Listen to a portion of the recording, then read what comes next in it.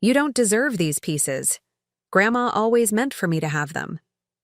My sister's words cut through the quiet of our grandmother's bedroom as she clutched the antique jewelry box to her chest. 3 generations of family heirlooms disappeared that day until a single envelope changed everything. Before we jump back in, tell us where you're tuning in from, and if this story touches you, make sure you're subscribed, because tomorrow, I've saved something extra special for you. Her eyes, so similar to Grandma, Eleanor's in shape but lacking their warmth, held mine with unwavering conviction. The room still smelled of Grandma's signature lavender perfume, though she had been gone for exactly 6 days. Family members moved through the Victorian house like ghosts, sorting through 8 decades of memories, deciding what to keep and what to discard. But the jewelry collection, that was different. Those pieces weren't just things. They were stories, promises, connections to a past that couldn't be replaced. "She never said that," I replied, my voice steadier than I expected. "Those pieces belong to all of us to decide together. There's Mom's birthstone necklace, Aunt Claire's pearl earrings, pieces that have meaning beyond their value. Vanessa's laugh was sharp, nothing like the musical sound I remembered from our childhood. "Always the diplomat, aren't you, Julia? Always trying to make everything fair." She adjusted her grip on the box, the light catching her diamond tennis bracelet. A gift from her husband, flaunted at every family gathering. But life isn't fair. Grandma knew that. She confided in me, you know. Things she never told you. Each word landed like a physical blow. Had Grandma really shared secrets with Vanessa that she'd kept from me? I had been the one who visited every Sunday for tea. I had been the one who drove her to doctor's appointments and helped organize her medications. I had been the one who sat beside her bed reading Austen aloud during those final weeks when cancer had stolen her energy, but not her mind. "We should wait," I suggested, taking a step forward. "The lawyer is coming tomorrow to read the will. There might be specific instructions." "There's nothing to wait for," Vanessa interrupted, taking a deliberate step back. Grandma and I had an understanding. She knew I would appreciate these pieces, preserve them properly. "What would you do with them? Wear that Victorian cameo to your community college classes?" The casual cruelty in her voice was familiar, a tone she'd perfected, over years of subtle undermining. The implication was clear. My choice to leave a corporate career to teach art at a local college somehow made me less deserving, less sophisticated, less worthy of our grandmother's legacy. Our cousin Michael appeared in the doorway, his presence momentarily halting our exchange. "Everything okay in here?" he asked, eyes darting between us, sensing the tension that had thickened the air. "Fine," Vanessa replied brightly, her tone transforming so quickly it was disorienting. "Julia and I were just finishing up in here." She turned to me, her smile not reaching her eyes. "Weren't we?" Michael hesitated, clearly uncomfortable. "Aunt Patricia is asking about the photo albums in the study if either of you know where they might be." "I'll help her look," I offered, grateful for the excuse to escape the suffocating tension of the bedroom. Michael nodded and disappeared, down the hallway. I turned back to Vanessa, unwilling to leave things unresolved. "We should at least inventory what's there," I suggested, reaching for my phone. "I can take pictures, make a list." "That won't be necessary." Vanessa's voice had dropped to a near whisper, though no less forceful. "I've already decided what's happening with these pieces." "They're not yours to decide about," I countered, frustration finally bleeding into my tone. "No?" She raised an eyebrow, her lips curving into a smile that held no humor. "Then whose are they? Yours? You think spending a few Sundays reading to Grandma entitles you to her most valuable possessions?" I inhaled sharply. "That's not what this is about, isn't it?" She shifted the box under one arm and reached for her designer handbag with the other. "Let's be honest, Julia. You could use the money from these pieces. We both know your noble career choice barely pays your rent. Meanwhile, they'd be wasted sitting in your apartment when no one would ever see them. The assumption stung more than I wanted to admit. Not because there was truth in her assessment of my financial situation, teaching art had never been about the money, but because she believed I would sell pieces that represented our family's history, women's journeys, moments that mattered. "That's not fair," I managed, hating how weak the word sounded. "Life isn't fair," Vanessa repeated, shouldering her bag and moving toward the door. "It rewards those who are strategic, who position themselves correctly." Grandma recognized that in me. She knew I would honor her legacy appropriately. I stepped in front of the doorway, blocking her exit. This wasn't like me, the confrontation avoider, the peacekeeper, the one who always yielded to Vanessa's stronger personality. But something had shifted inside me, a line crossed that couldn't be uncrossed.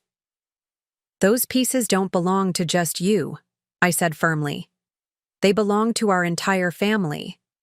Put the box back, and we'll discuss this tomorrow when everyone is present and the will has been read." For a moment, genuine surprise flickered across Vanessa's face, quickly replaced by cold amusement. "Move aside, Julia." "No." She sighed dramatically. "This is embarrassing. For both of us, but especially for you." She adjusted her grip on the box again. "Fine. You want to make this difficult? Here's what's going to happen. I'm leaving with these pieces that Grandma wanted me to have. You can explain to everyone why you think your occasional visits entitle you to override Grandma's wishes. I'm sure they'll all be very sympathetic." The calculated precision of her attack, the subtle twisting of facts, the positioning of herself as the favorite, the dismissal of my relationship with our grandmother, momentarily stunned me into silence. This was Vanessa's greatest skill, reshaping reality until you doubted your own memories, your own worth. "You know that's not true," I finally said, my voice barely audible. "Do I?" She tilted her head slightly. "Or is that just what you need to believe?" In that moment, looking into my sister's eyes, so familiar, yet so foreign, I realized something fundamental had broken between us. Not just today, but years ago, in ways I had been unwilling to acknowledge. The sister I had idolized as a child, defended as a teenager, and sought approval from as an adult had become someone I barely recognized. "Move, Julia," she repeated, her tone leaving no room for discussion. The practical part of my brain assessed the situation clinically. I could physically prevent her from leaving, but at what cost? A physical altercation over jewelry, no matter how sentimental, seemed beneath the dignity of Grandma Eleanor's memory. And Vanessa had always been more willing to create public scenes, to leverage family discomfort to get her way. I stepped aside. Vanessa brushed past me without another word, the scent of her expensive perfume momentarily overpowering the lingering lavender that was Grandma's signature.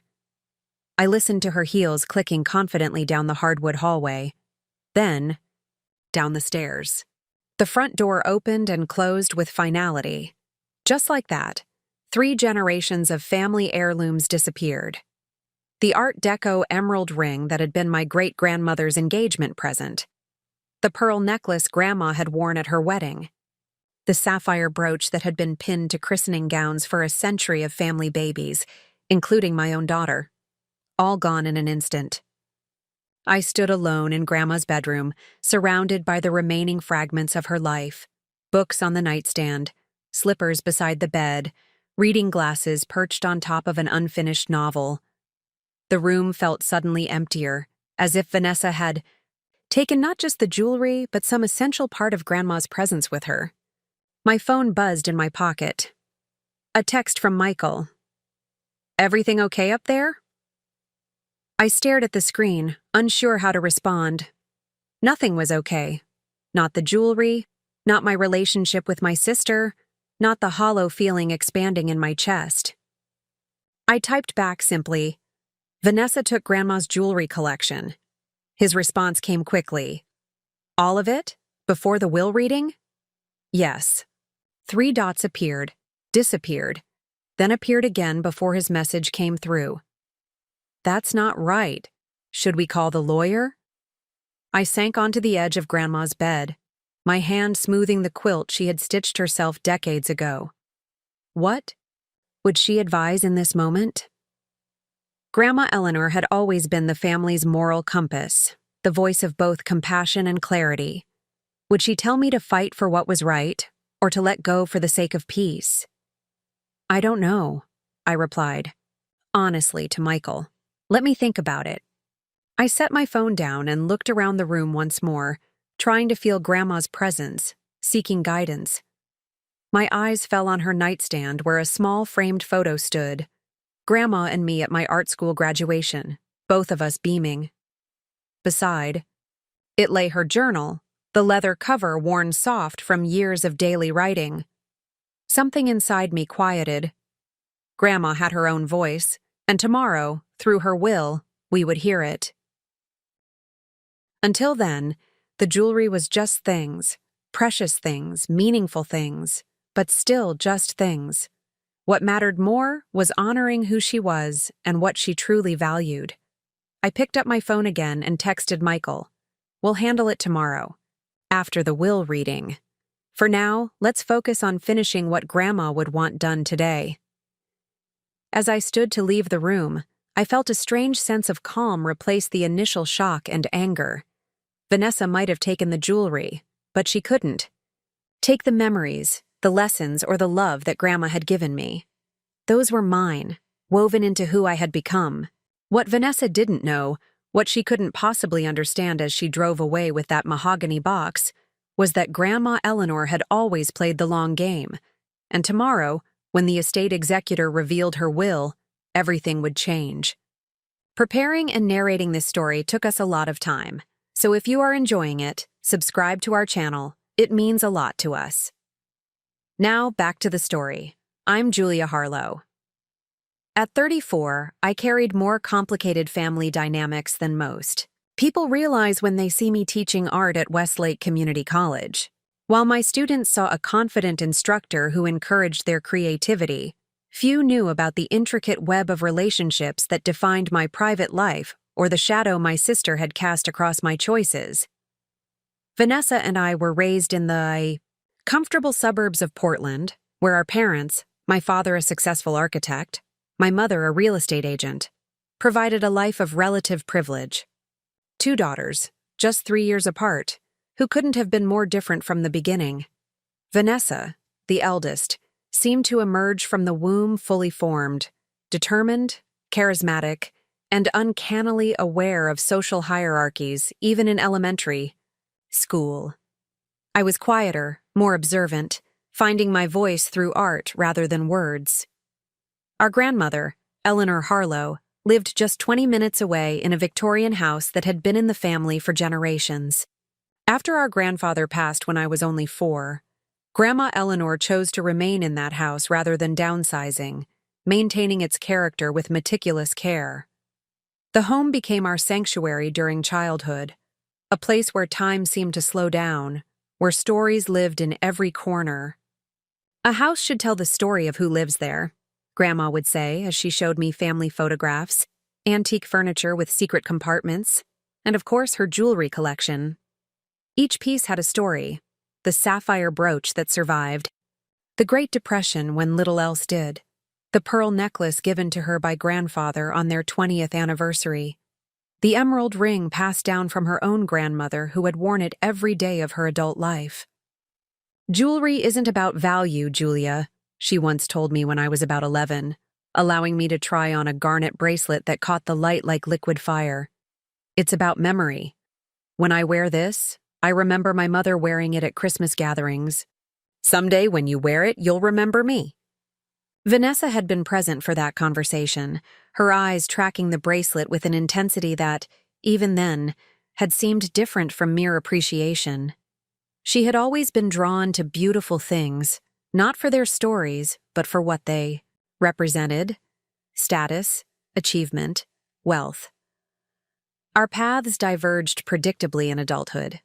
Vanessa attended an Ivy League university, earned an MBA, and married James, a financial analyst whose family connections had opened doors in ways that complemented her natural ambition.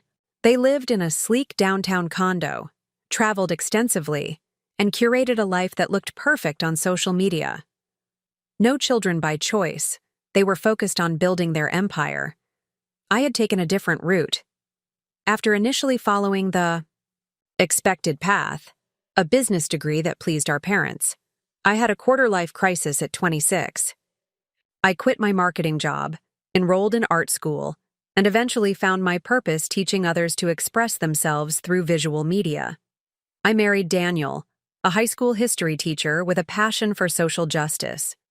We had one daughter, Sophie, now 5, and lived in a modest craftsman bungalow filled with books, art supplies, and the creative chaos that follows a curious child. Our parents had initially struggled with my career change, concerned about financial stability. "Art is a wonderful hobby," my mother had said carefully when I announced my decision. "But is it practical as a career?" Grandma Eleanor, however, had been my staunchest supporter. "Life is too short for practicality at the expense of passion," she had declared, writing a check to cover my first semester of art school.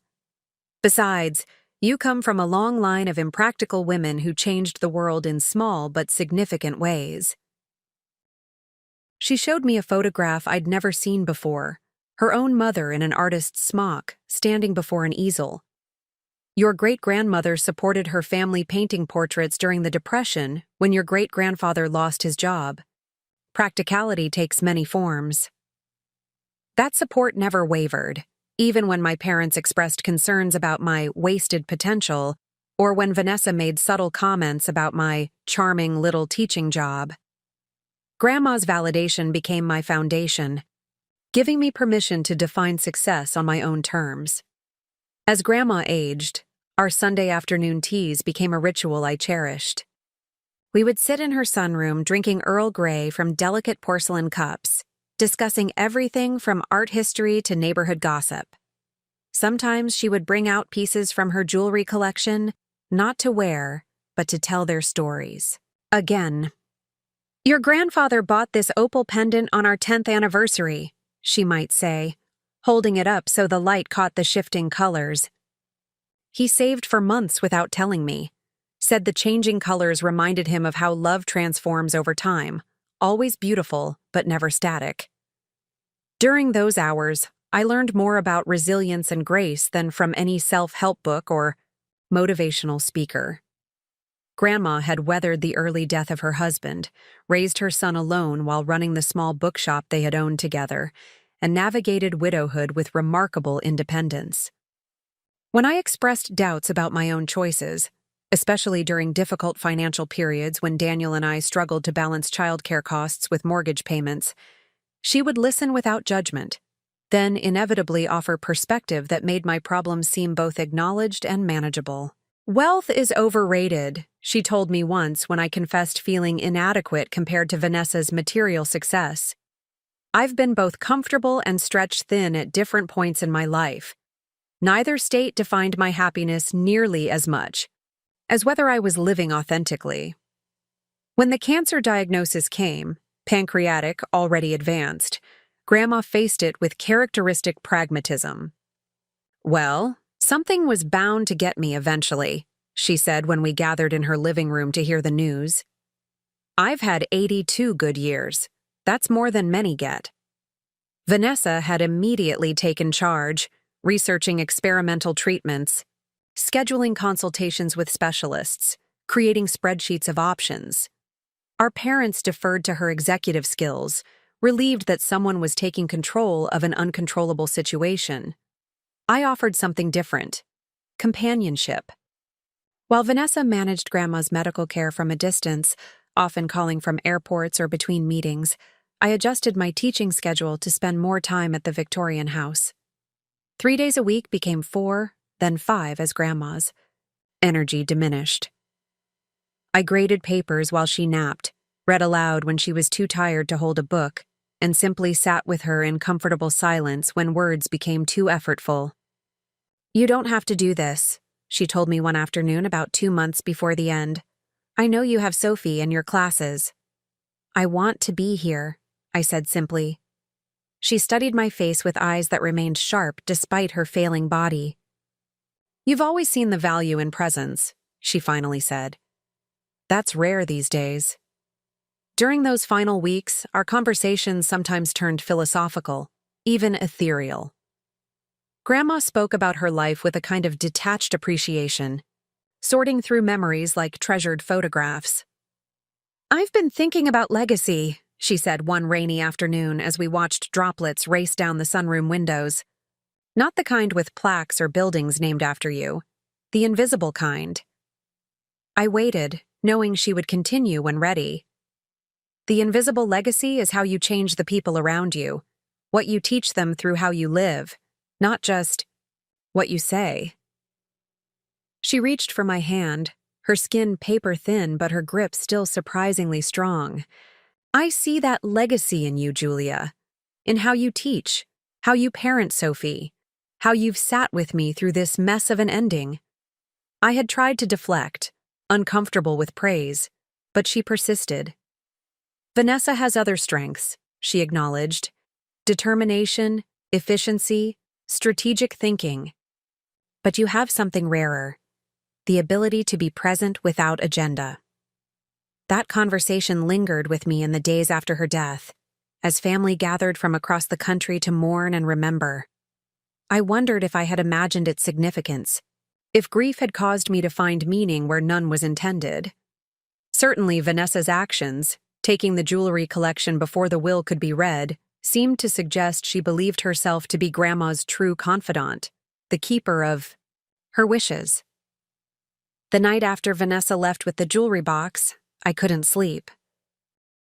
Daniel held me while I cried, not just for the lost heirlooms, but for the fracture they represented, the final break in a relationship with my sister that had been splintering for years.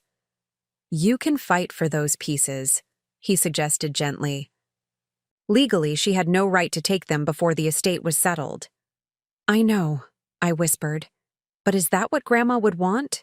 More family conflict?" He kissed the top of my head. "From everything you've told me about Eleanor, she valued honesty and fairness above keeping the peace. Sometimes fighting for what's right is the most loving thing you can do." I wasn't convinced. Throughout my life, I had been the mediator, the one who compromised to maintain family harmony. Standing up to Vanessa might be justified, but it would irrevocably change family dynamics. Was I prepared for those consequences? As dawn broke, casting soft light through our bedroom window, I made a decision. I would wait for the will reading. Grandma Eleanor had been deliberate in everything she did. I needed to trust that she had been equally deliberate in her final wishes. Whatever those wishes revealed, I would accept them with the grace she had modeled throughout her life. I called Michael early that morning, asking him to meet me at Grandma's house before the others arrived. "I need your help with something," I explained, not elaborating further.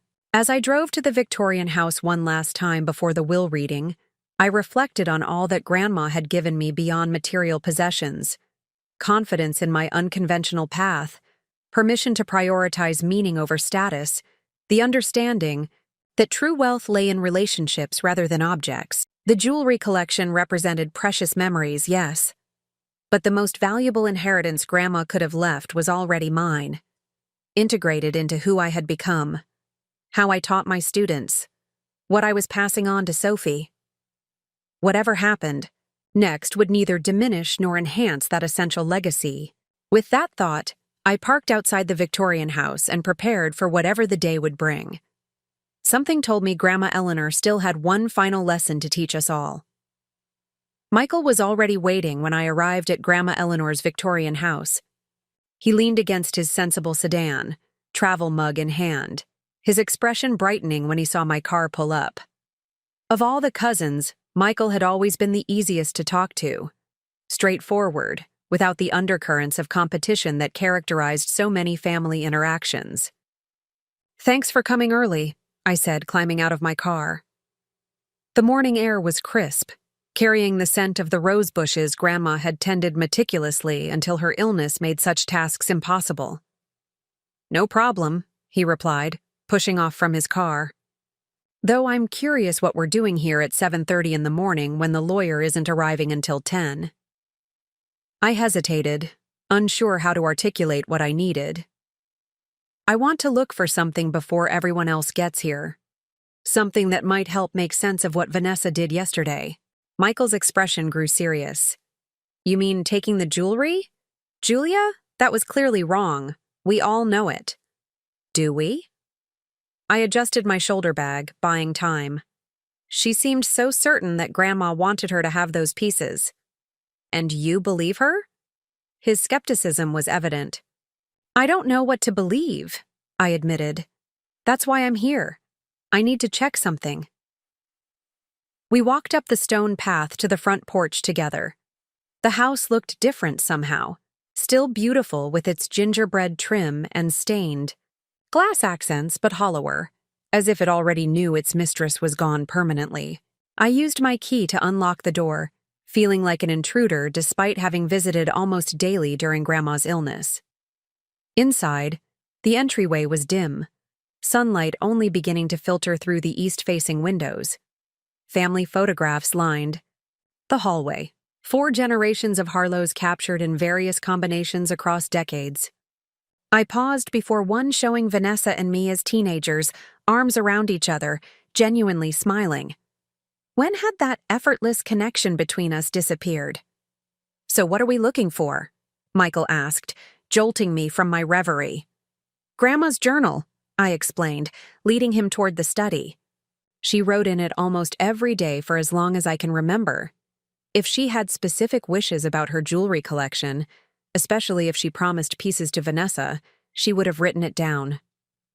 The study was exactly as Grandma had left. Desk positioned near the bay window to catch the best light, bookshelves lined with well-worn classics and contemporary novels alike. The antique globe she'd inherited from her father positioned prominently in one corner. The room smelled of lemon furniture polish and the faint residue of the pipe tobacco Grandfather had smoked decades earlier. "Do you know where she kept it?" Michael asked, glancing around the room respectfully, as if aware we were intruding on something private. I moved toward the desk. "Usually in the top drawer, but I didn't see it there yesterday when we were organizing papers." We began a systematic search, carefully opening drawers, checking bookshelves, looking for hiding places a woman of Grandma's generation might consider appropriate for private thoughts. 20 minutes later, we had found household accounts, correspondence with old friends, and even a half-finished letter to me that made my throat tight with emotion, but no journal. "Could Vanessa have taken that too?" Michael suggested, straightening, up from examining a lower cabinet. The possibility hadn't occurred to me, but it made uncomfortable sense. Maybe. I sank into Grandma's desk chair, discouraged. If she did, that would explain her confidence about the jewelry. Michael perched on the edge of the desk. Or she could be bluffing. You know how Vanessa operates. Absolute certainty even when she's making things up as she goes. I managed a small smile at his assessment. True. He checked his watch. We still have over an hour before people start arriving. Where else might Eleanor have kept something important?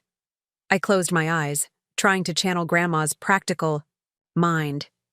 Where would she keep her most private thoughts, secure but accessible? An image surfaced. Grandma sitting in her bedroom, writing at the small secretary desk near the window, afternoon light illuminating her silver hair. "Her bedroom," I said, standing up. "The secretary desk."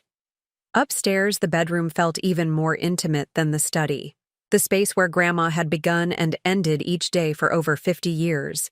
The small mahogany secretary desk stood exactly as I remembered, its surface bare except for a silver clock and a framed photograph of Grandfather. The desk's front panel opened downward to create a writing surface, revealing small drawers and cubbyholes inside. Most contained ordinary items, stamps, stationery, paper clips, But behind a false panel, I remembered Grandma showing me years earlier. I found what we were seeking. A leather-bound journal with Eleanor, embossed in fading gold on its cover. "Is that it?" Michael asked, watching from the doorway, maintaining a respectful distance. I nodded, running my fingers over the worn leather. "This is her most recent one. She's been keeping journals since before I was born." "Are you going to read it?" The question gave me pause. Reading someone's private journal felt invasive, even with justification. "Just the last few entries," I decided. "Anything related to her final wishes." Michael nodded.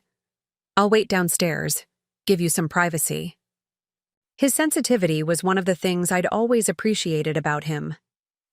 Alone in Grandma's room, I sat in her reading chair by the window and carefully opened the journal to the entries from the past few months.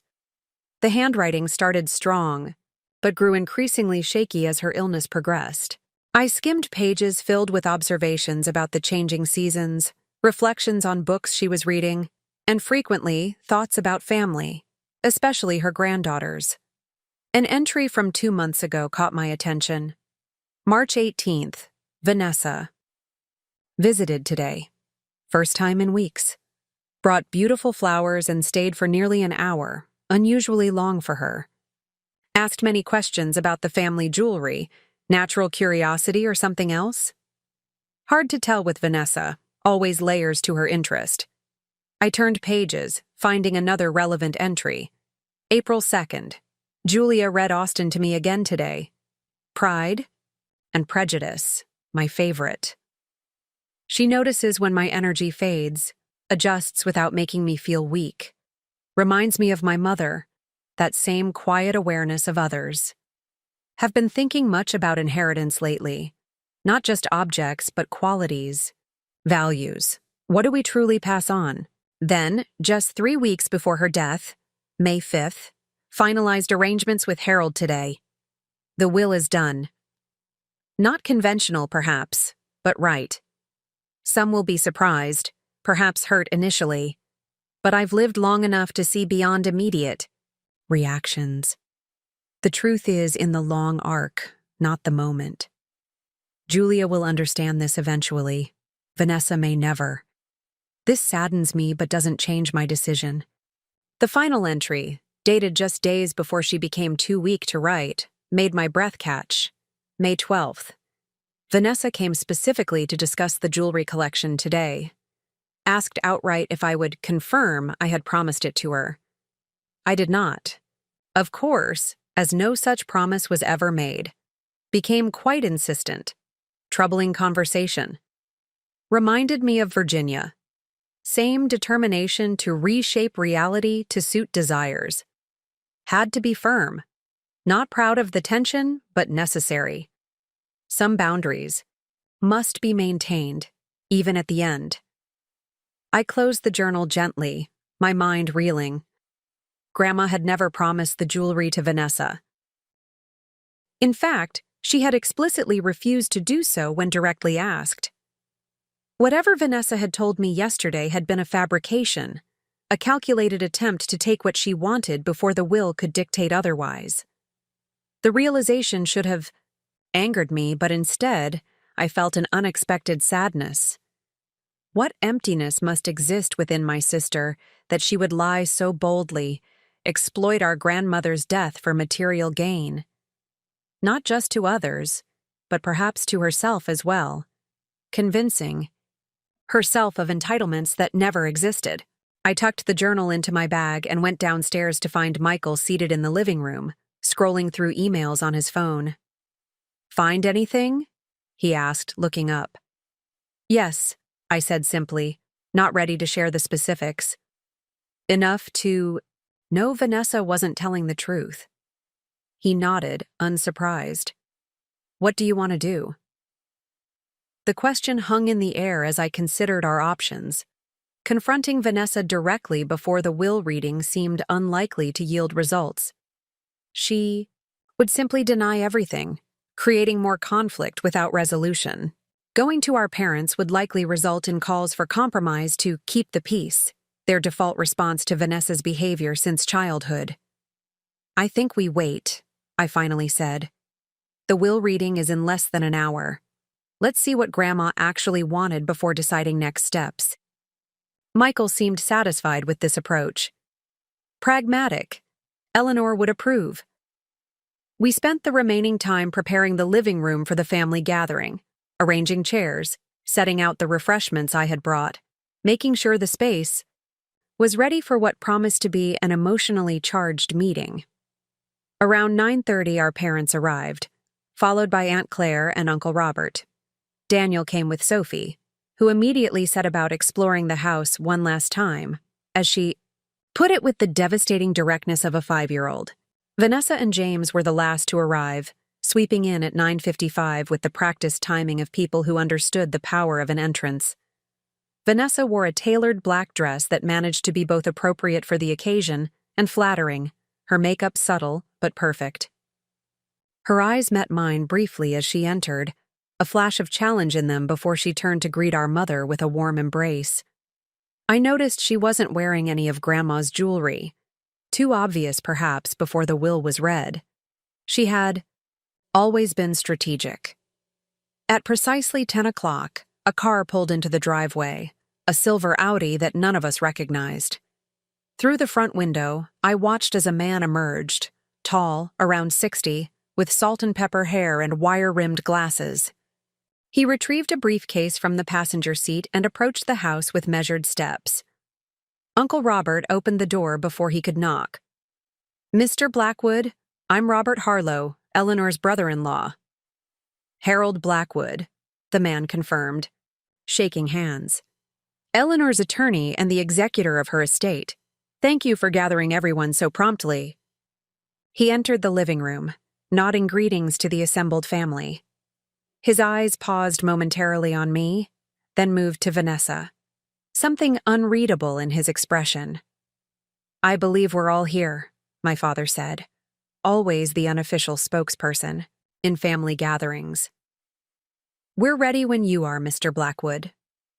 The attorney took a seat in the armchair we had positioned at the head of the room, Grandma's favorite chair, a fact that seemed fitting under the circumstances.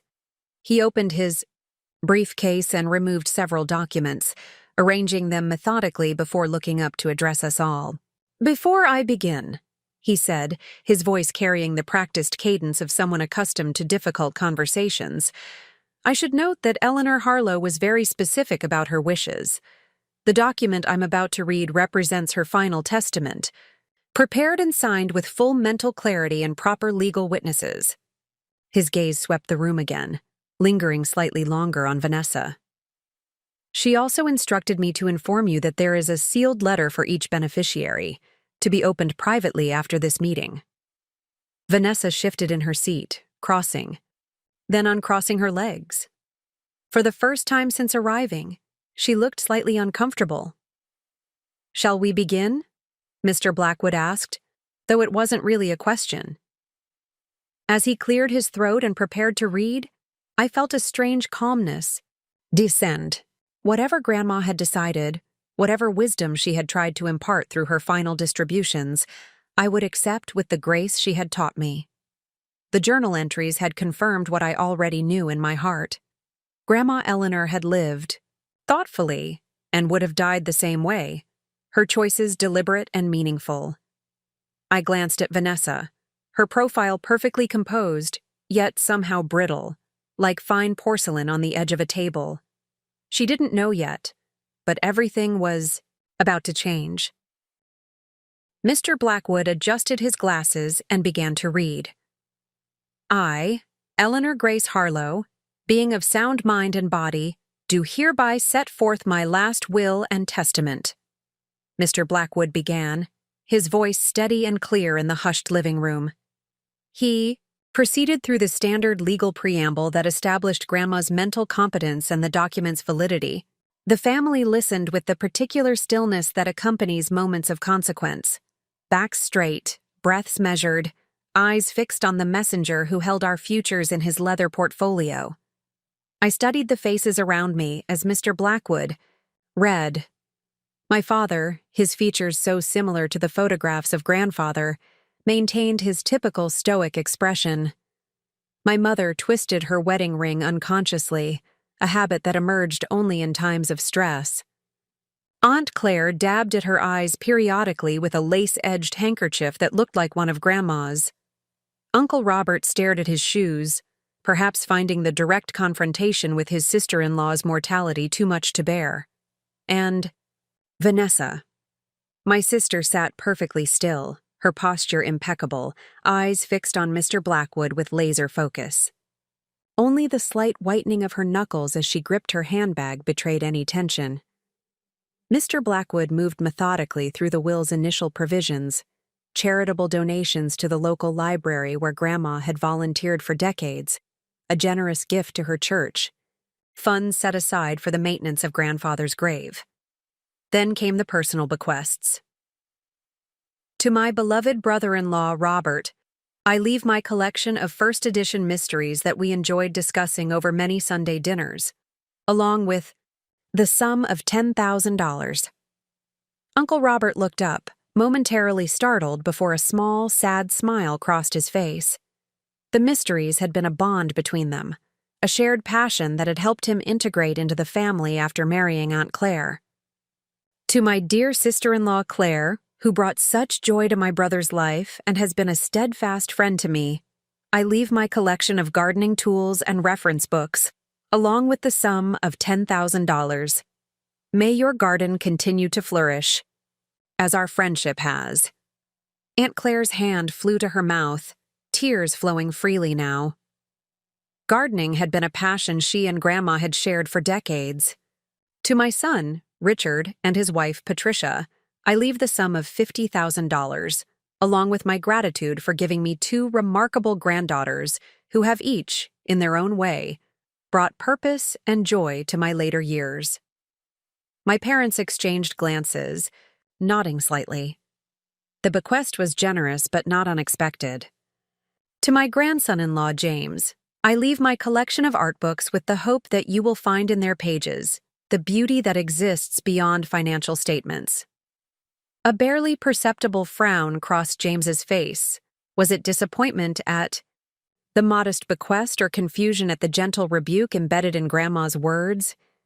Vanessa's expression remained carefully neutral, though I noticed her hand move to rest briefly on her husband's knee.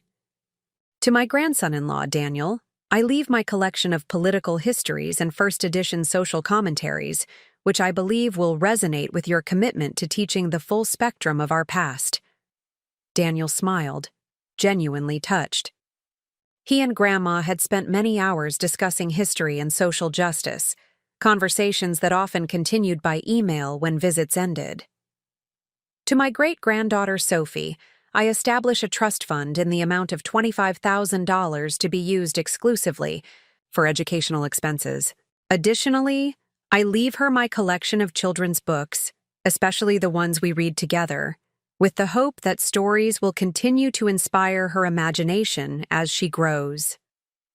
My daughter, hearing her name, looked up from the paper she had been quietly drawing on.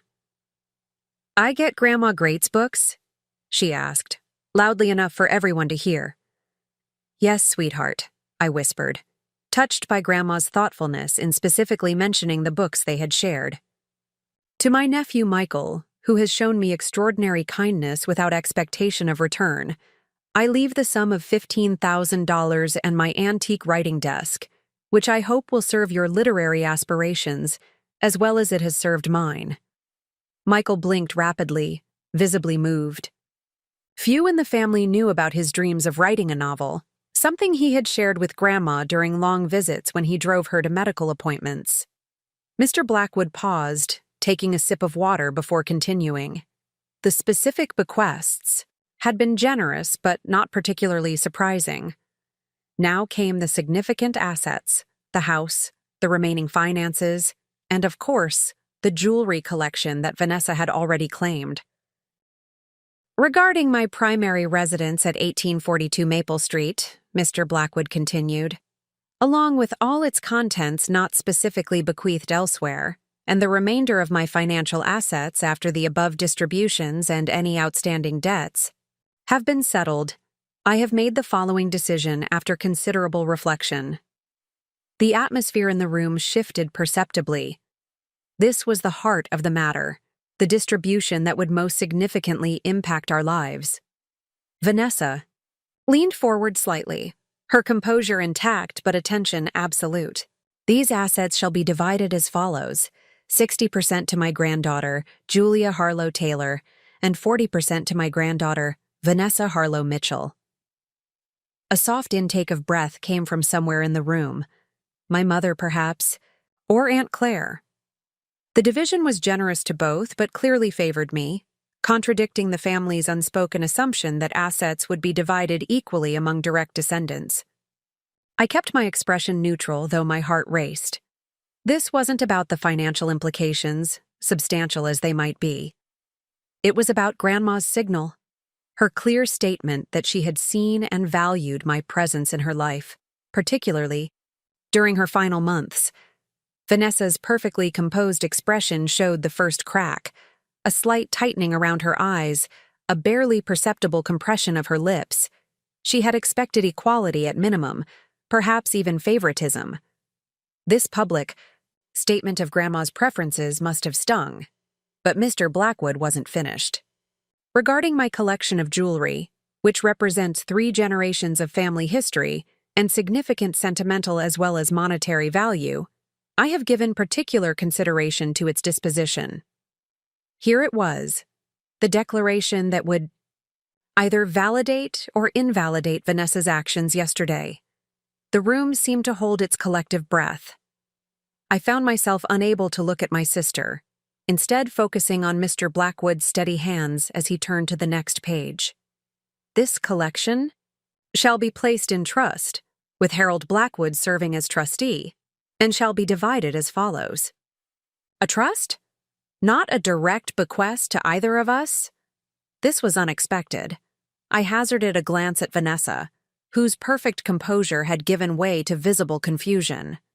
Specific pieces with particular family significance, as detailed in the attached inventory, shall be distributed to various family members according to personal connection and family history. Mr. Blackwood picked up a separate document and began reading from it. The pearl necklace worn at my wedding shall go to my great-granddaughter Sophie Taylor, to be held in trust until her 21st birthday or wedding day, whichever comes first. Sophie looked up again at the mention of her name, not fully comprehending the significance, but understanding she had been remembered. The sapphire brooch that has adorned family christening gowns shall go to Julia, with the understanding it will continue to be available for family christenings as tradition dictates. The brooch, with its deep blue stones arranged in a delicate floral pattern, had been pinned to my own christening gown, then to Sophie's. Its significance went beyond monetary value. It represented continuity, the thread of family history, extending into future generations. The emerald ring that belonged to my grandmother shall go to my niece, Claire, who has always admired it and who carries forward my grandmother's gift for making everyone feel welcome and valued. Aunt Claire gasped softly. She had indeed always admired that ring, but had never expected to receive it as a non-direct descendant. Mr. Blackwood continued through the inventory, assigning pieces with thoughtful precision. Earrings to my mother, cufflinks to my father, a watch to Uncle Robert, a cameo to Michael's sister who couldn't attend due to living overseas. With each designation, I watched Vanessa's expression shift from confusion to disbelief to something approaching anger. The jewelry she had so confidently claimed as hers was being distributed among the family, piece by piece, with careful consideration of personal connections rather than material value. Finally, Mr. Blackwood reached the end of the specific bequests. The remaining pieces in the collection shall be divided equally between Julia and Vanessa, with the selection process to be overseen by the trustee to ensure equitable distribution of both monetary and sentimental value. He looked up, addressing us all but his gaze lingering on Vanessa.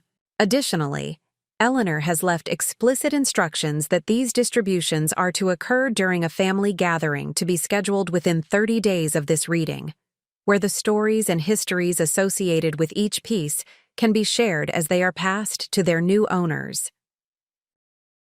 The implication was clear.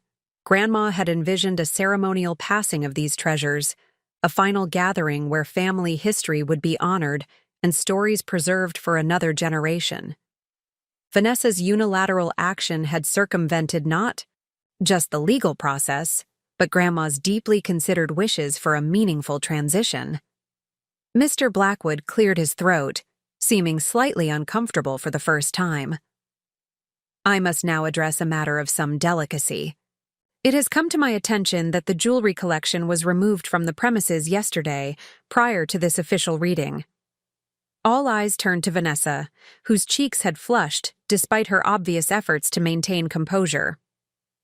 As executor of Eleanor's estate, I must formally request the immediate return of these items so they may be properly inventoried and distributed according to the will's provisions. Failure to comply would necessitate legal action, something I'm certain Eleanor would have wished to avoid. The silence that followed was absolute. Even Sophie had stopped drawing, sensing the tension that filled the room. Vanessa stood abruptly, her movement breaking the stillness. There appears to be some confusion, she said, her voice controlled but brittle. I simply secured the collection for safekeeping given its value. Of course, I intended to return it once the formal process was established. It was a lie, delivered with the smooth confidence that had served her so well professionally. But this time, no one seemed convinced, not even our parents, who typically accepted Vanessa's narratives without question. Excellent, Mr. Blackwood replied, his tone neutral but firm. Then I'll expect the collection to be returned to my office by close of business today for proper inventory and preparation for distribution. Vanessa nodded stiffly. Of course. James and I were planning to leave shortly. We'll deliver it. On our way home. One final matter, Mr. Blackwood said, returning to his documents. Eleanor has left personal letters for each of you, to be read privately. He reached into his briefcase and removed several sealed envelopes, each with a name written in Grandma's distinctive handwriting. He distributed them one by one, to my parents, to Aunt Claire and Uncle Robert, to Michael, to Daniel, and even a small one for Sophie with, "To be read to you by your mother," written beneath her name. When he handed me mine, I noticed it was thicker than the others, the envelope slightly bulging. Finally, he extended the last envelope to Vanessa. Eleanor was most insistent that these be read in private, he reiterated as she took it. She believed some messages are best received in solitude rather than publicly. With that, the formal reading concluded. Mr. Blackwood collected his documents, shook hands with my father, and prepared to leave. I'll be in touch regarding next steps, he said. And I'll expect the jewelry collection this afternoon, Mrs. Mitchell. As the family dispersed, some to the kitchen for refreshments, others to quiet corners to read their letters, I found myself standing alone in the center of the living room, my unopened letter in hand. The will's provisions were still sinking in, along with the implications of Grandma's thoughtful distributions. She hadn't just divided assets. She had told a story through her bequests, recognizing connections and contributions that went beyond conventional measures of deservingness.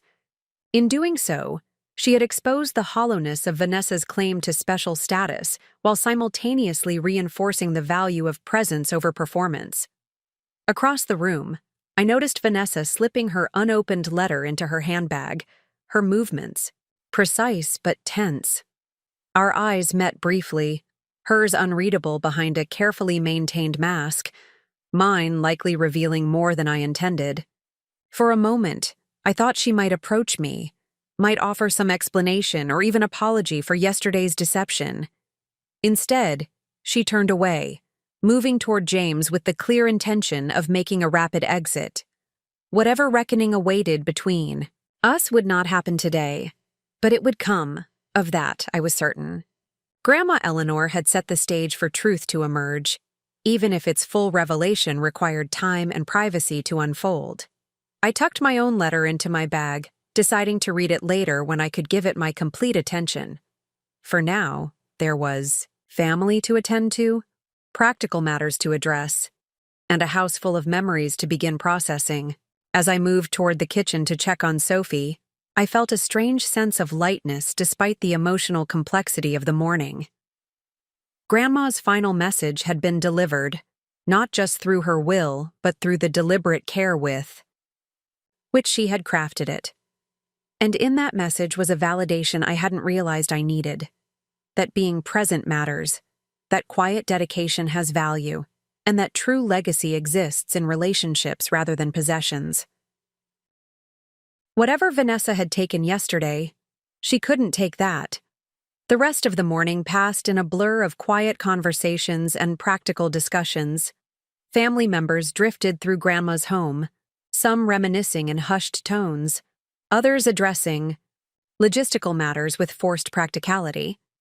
Vanessa and James departed quickly, with promises to deliver the jewelry collection to Mr. Blackwood's office by the end of the day. The tension in Vanessa's shoulders as she walked to their car suggested the conversation continuing behind their closed doors wouldn't be pleasant. By early afternoon, only my immediate family remained.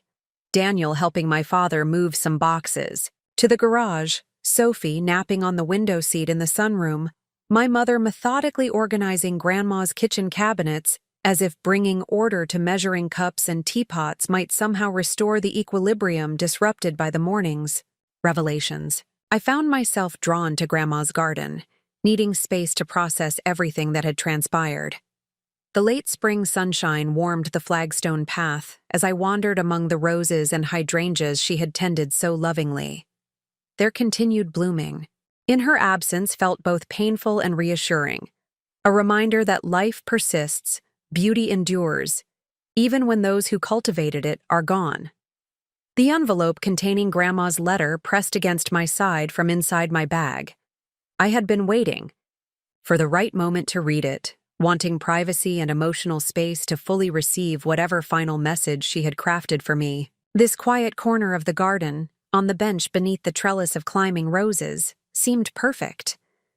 I sat down, inhaling the sweet fragrance of the ivory blooms overhead, and carefully opened the envelope. Inside were several folded pages covered, in Grandma's distinctive handwriting, more steady than her final journal entries, suggesting she had written this letter before her illness significantly weakened her. A small brass key fell into my lap as I unfolded the pages, its purpose not immediately clear. Taking a deep breath, I began to read. My dearest Julia, if you are reading this, I have completed my journey, and you are navigating the difficult terrain of grief and family dynamics that inevitably follow such passages. Knowing you as I do, you are likely putting others' needs before your own, mediating tensions, and trying to honor what you believe would be my wishes. First, let me assure you that you have always honored me, not through grand gestures or material offerings, but through the quiet consistency of your presence and the authenticity with which you have lived your life. Of all the gifts I have received across my 82 years, your Sunday afternoons in my sunroom rank among the most precious. I imagine today has been challenging. The provisions of my will likely surprised many, perhaps even you. I have never been one to make decisions lightly, particularly those with the potential to impact family harmony. But in my final months, I have been struck by the clarity that sometimes comes when time grows short. Some truths must be spoken, even when they create temporary discomfort. You and Vanessa have traveled different paths, guided by different stars. Neither path is inherently superior, but they reveal fundamental differences in how you each measure value and success. I have loved you both, but I would be dishonest if I did not acknowledge that your presence in my final chapter brought comfort that material support, however generous, could not provide. This is not about favorites, Julia. It is about recognition, acknowledging the different gifts you each brought to my life, and the different legacies you will carry forward. Vanessa inherited your grandfather's ambition and strategic mind. You inherited his compassion and his ability to see beyond surfaces to what truly matters. I suspect Vanessa's reaction to the will has caused you pain. She has always struggled with feeling she must prove her worth through achievement and acquisition. My decision to place the jewelry in trust rather than bequeathing it directly was not made to punish her, but to preserve pieces that tell our family's story across generations. Some treasures are not meant to be possessed, but rather held in stewardship for those who follow us. Now, to the matter of the key enclosed with this letter. It opens the small lacquered box kept in the hidden compartment of my bedroom secretary, the one I showed you years ago. Inside, you will find my personal journal from the year your grandfather died, along with several pieces of jewelry not included in the main collection. These pieces are not necessarily the most valuable monetarily, but they carry stories too personal or painful to be shared widely. The journal explains their significance. I leave them to you not because I believe you deserve them more than Vanessa, but because I trust you to understand their true value lies in the memories they hold rather than the materials from which they are crafted. Among them is a simple, silver locket containing a lock of your grandfather's hair and a pressed forget-me-not from our first date. There is the pearl drop earring, just one, its mate lost during the birth of your father when your grandfather rushed me to the hospital. And I forgot I was wearing them. There is the thin gold band I wore before my engagement ring, when your grandfather and I were saving for our future but wanted some symbol of our commitment. These pieces would mean little to those measuring value in carats or craftsmanship. To the right heart, however, they are beyond price. I believe you have such a heart. Julia, you have chosen a path that prioritizes meaning over status, connection over acquisition. In today's world, such choices are often questioned, sometimes even ridiculed. Let me assure you, as someone looking back across a completed life, you have chosen wisely. The moments that shine brightest in my memory are not promotions or purchases, but connections. Your grandfather's laugh, your father's first steps, the feeling of your small hand in mine as we explored tide pools during summer visits. The sound of your voice reading Austen as pain medication made my vision too blurry to see the pages myself. Whatever tensions today's revelations may have created, remember this. Legacy is not primarily about possessions passed down, but values lived out.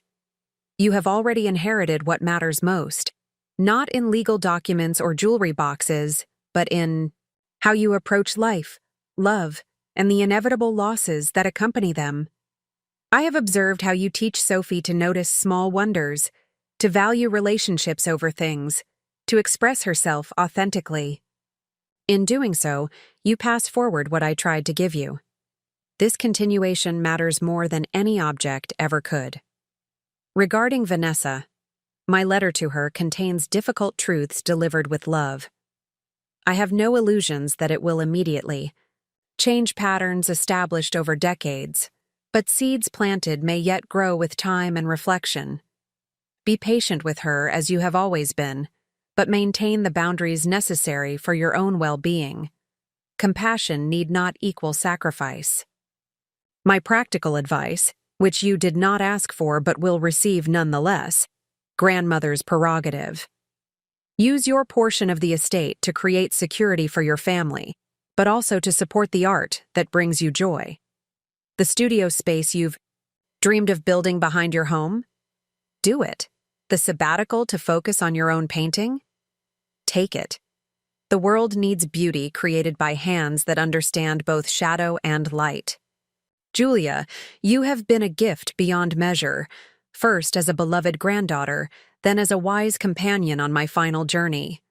Know that wherever consciousness goes after this body fails, my love for you continues, boundless and unchanged. Until we meet again in whatever form that might take. Grandma Eleanor P.S. The rose bush beneath which you're likely sitting to read this letter, knowing your tendency to seek out that particular bench, is called Lasting Peace. Rather fitting, don't you think? When the house is eventually sold, please take a cutting. Some things should continue growing. I lowered the pages to my lap, tears flowing freely now. How had she known I would choose this exact spot to read? Her words? But of course she knew. She had observed me with the same attention I had given her, noticing patterns and preferences I hadn't articulated even to myself. The small brass key felt warm in my palm. I would visit the secretary later, discover these treasures she had set aside specifically for me. But for now, I simply sat with her words, letting them wash over me like the afternoon sunlight filtering through the rose leaves. The distinct sound of the garden gate opening broke my reverie. I looked up to see my mother approaching, her expression a complex blend of concern and hesitation. "There you are," she said, stopping a few feet away. "I've been looking for you." I quickly wiped my tears, folding Grandma's letter with care. "Just needed some quiet," I explained, tucking the letter and key back into my bag. Mom nodded, glancing at the envelope. "Your grandmother's letter?" When I nodded, she continued, "I read mine too. She was quite direct."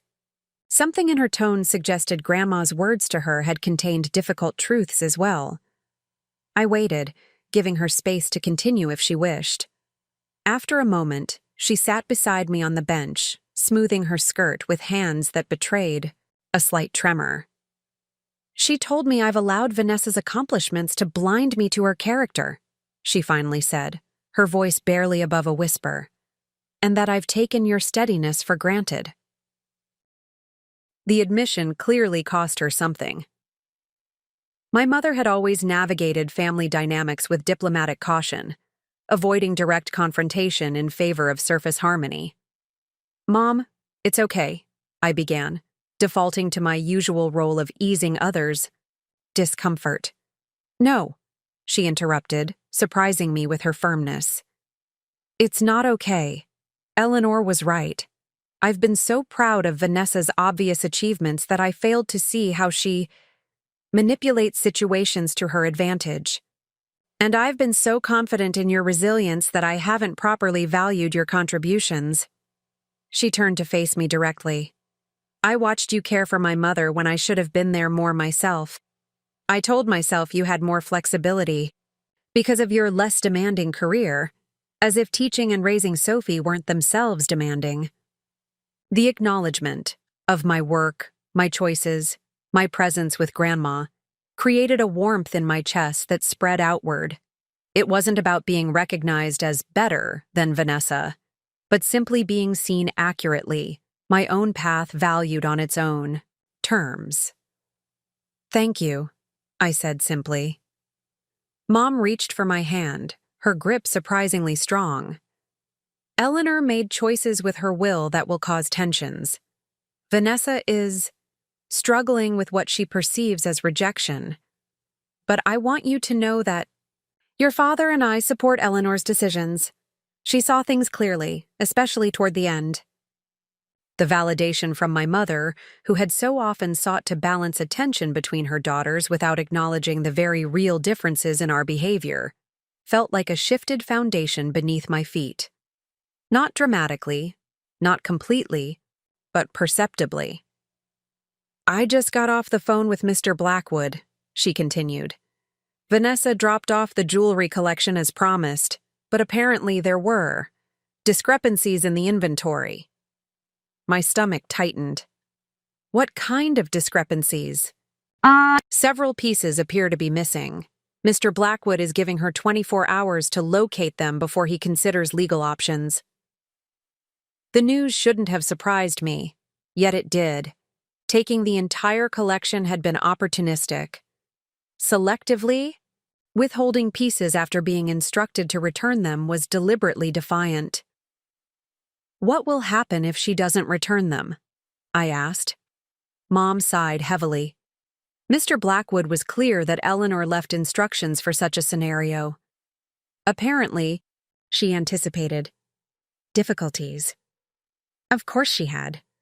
Grandma Eleanor had observed us all with clear eyes, recognizing patterns and preparing for contingencies. Even from beyond, she was ensuring accountability.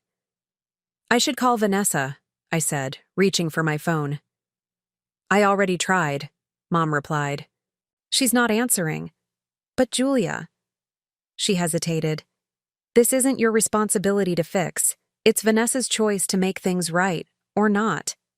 Her words echoed Grandma's advice about maintaining boundaries.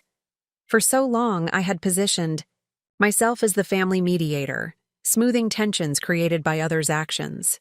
Perhaps it was time to step back, allowing natural consequences to unfold without my intervention. As if reading my thoughts, Mom squeezed my hand. "Eleanor's letter to me ended with something I think you should hear. The greatest disservice we do to those we love is shielding them from the outcomes of their own choices. Growth requires both freedom to choose and clarity about consequences." I nodded, recognizing Grandma's wisdom. She had understood that true love sometimes meant allowing others to face the results of their actions, however uncomfortable.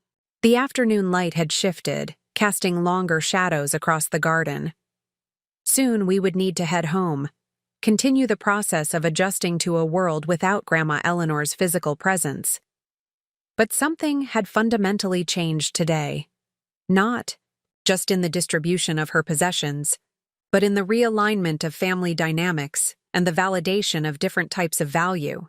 As Mom and I rose from the bench to return to the house, I noticed a small sign beside the rose bush that I had somehow overlooked before. "Lasting Peace, planted in memory of William Harlow, beloved husband." Grandma had planted this rose to honor grandfather, creating beauty from loss. Now she had passed that lesson to me, the understanding that endings can nurture beginnings, that legacies continue through actions as much as objects, and that peace comes not from avoiding difficult truths but from facing them with courage and clarity. Tomorrow would bring new challenges. Vanessa's response to Mr. Blackwood's ultimatum. Decisions about the house, the cataloging and distribution of possessions laden with memories. But tonight, I would go home to my family carrying something more valuable than any jewelry.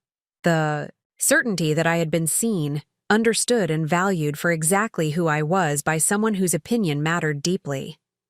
And that, perhaps, was the most precious inheritance of all. The morning after the will reading dawned with the particular clarity that follows emotional upheaval. I woke early, my mind already cycling through the events of the previous day and the decisions that lay ahead. Daniel slept peacefully beside me, his steady breathing a counterpoint to my racing thoughts.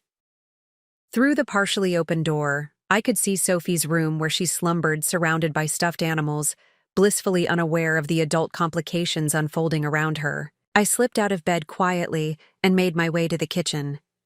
As the coffee brewed, I stood by the window overlooking our modest backyard with its vegetable garden and the small shed Daniel had been gradually converting into a studio space for me.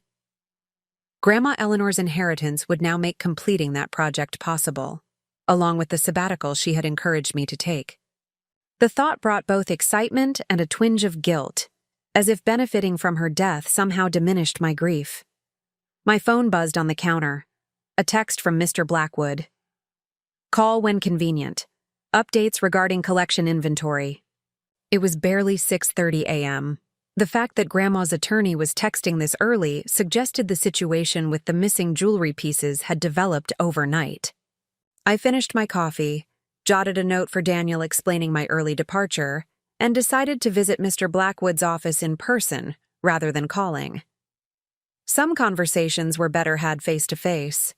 His office was located in a converted Victorian, similar to Grandma's house, though more formally appointed with its brass nameplate and discreet signage. The administrative assistant seemed unsurprised by my early arrival, suggesting Mr. Blackwood was expecting me. "Ms. Taylor," he greeted me, rising from behind his desk as I was shown in. "Thank you for coming so promptly." "Your text seemed urgent," I replied, settling into the visitor's chair. "Has Vanessa returned the missing pieces?" He removed his glasses, polishing them with a cloth, a gesture that struck me as a deliberate pause, a gathering of thoughts before delivering. Difficult news? Not exactly, he finally said, replacing his glasses. Mrs. Mitchell delivered a package yesterday afternoon containing most of the collection. However, the inventory confirmed several significant pieces are missing. The emerald ring designated for your aunt, your great-grandmother's diamond earrings, and most concerning, the pearl necklace intended for your daughter. My stomach tightened. The pearl necklace had been an heirloom for generations, Grandma wearing it on her wedding day, my mother on hers, me on mine. Its intended path to Sophie represented continuity, the thread of female connection across time. What did Vanessa say about the missing pieces? I asked, working to keep my voice steady. She claimed they weren't in the box when she took it, Mr. Blackwood replied, his professional demeanor not quite concealing his skepticism. According to her, she merely secured what was present without examining the contents in detail. The explanation was transparent in its dishonesty. Grandma's jewelry box had compartments and drawers, each piece carefully stored. Vanessa had always coveted the pearls in particular, commenting on them whenever Grandma wore them to family events. You don't believe her, I observed. My personal beliefs are secondary to my professional responsibilities, he replied diplomatically. However, your grandmother anticipated potential complications and left specific instructions. He opened a folder on his desk. In the event of missing items, I am directed to give the responsible party 48 hours to return them without consequence. After that time, if the items remain unaccounted for, formal legal action will be initiated. Legal action? I echoed, startled despite myself. Grandma had been unfailingly diplomatic in life. The prospect of her orchestrating legal consequences from beyond seemed jarringly out of character. Eleanor was very clear, Mr. Blackwood continued. Her primary concern was ensuring these family treasures remained within the family, available to future generations according to her wishes. She authorized me to use whatever means necessary to secure that outcome. I absorbed this information slowly. Have you informed Vanessa of this timeline? I spoke with her last night, he confirmed. She was unreceptive to the implied accusation. However, the deadline stands. By tomorrow afternoon, she must either produce the missing pieces or face formal charges of theft from the estate. The severity of the situation struck me fully. This wasn't just about missing jewelry anymore. It was about potential legal consequences that could affect Vanessa's professional reputation, perhaps even her freedom. Despite everything, she was still my sister. Can I talk to her before you move forward? I asked. Maybe I can convince her to return the pieces without escalation. Mr. Blackwood considered this request carefully. Your grandmother explicitly stated that family mediation should be attempted before legal proceedings. She believed that opportunities for redemption should always be offered. He checked his watch.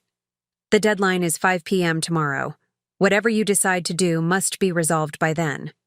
I left his office with a weight of responsibility I hadn't anticipated. Finding Vanessa's missing pewter bracelet when we were children was one thing. Recovering stolen family heirlooms under threat of legal action was quite another.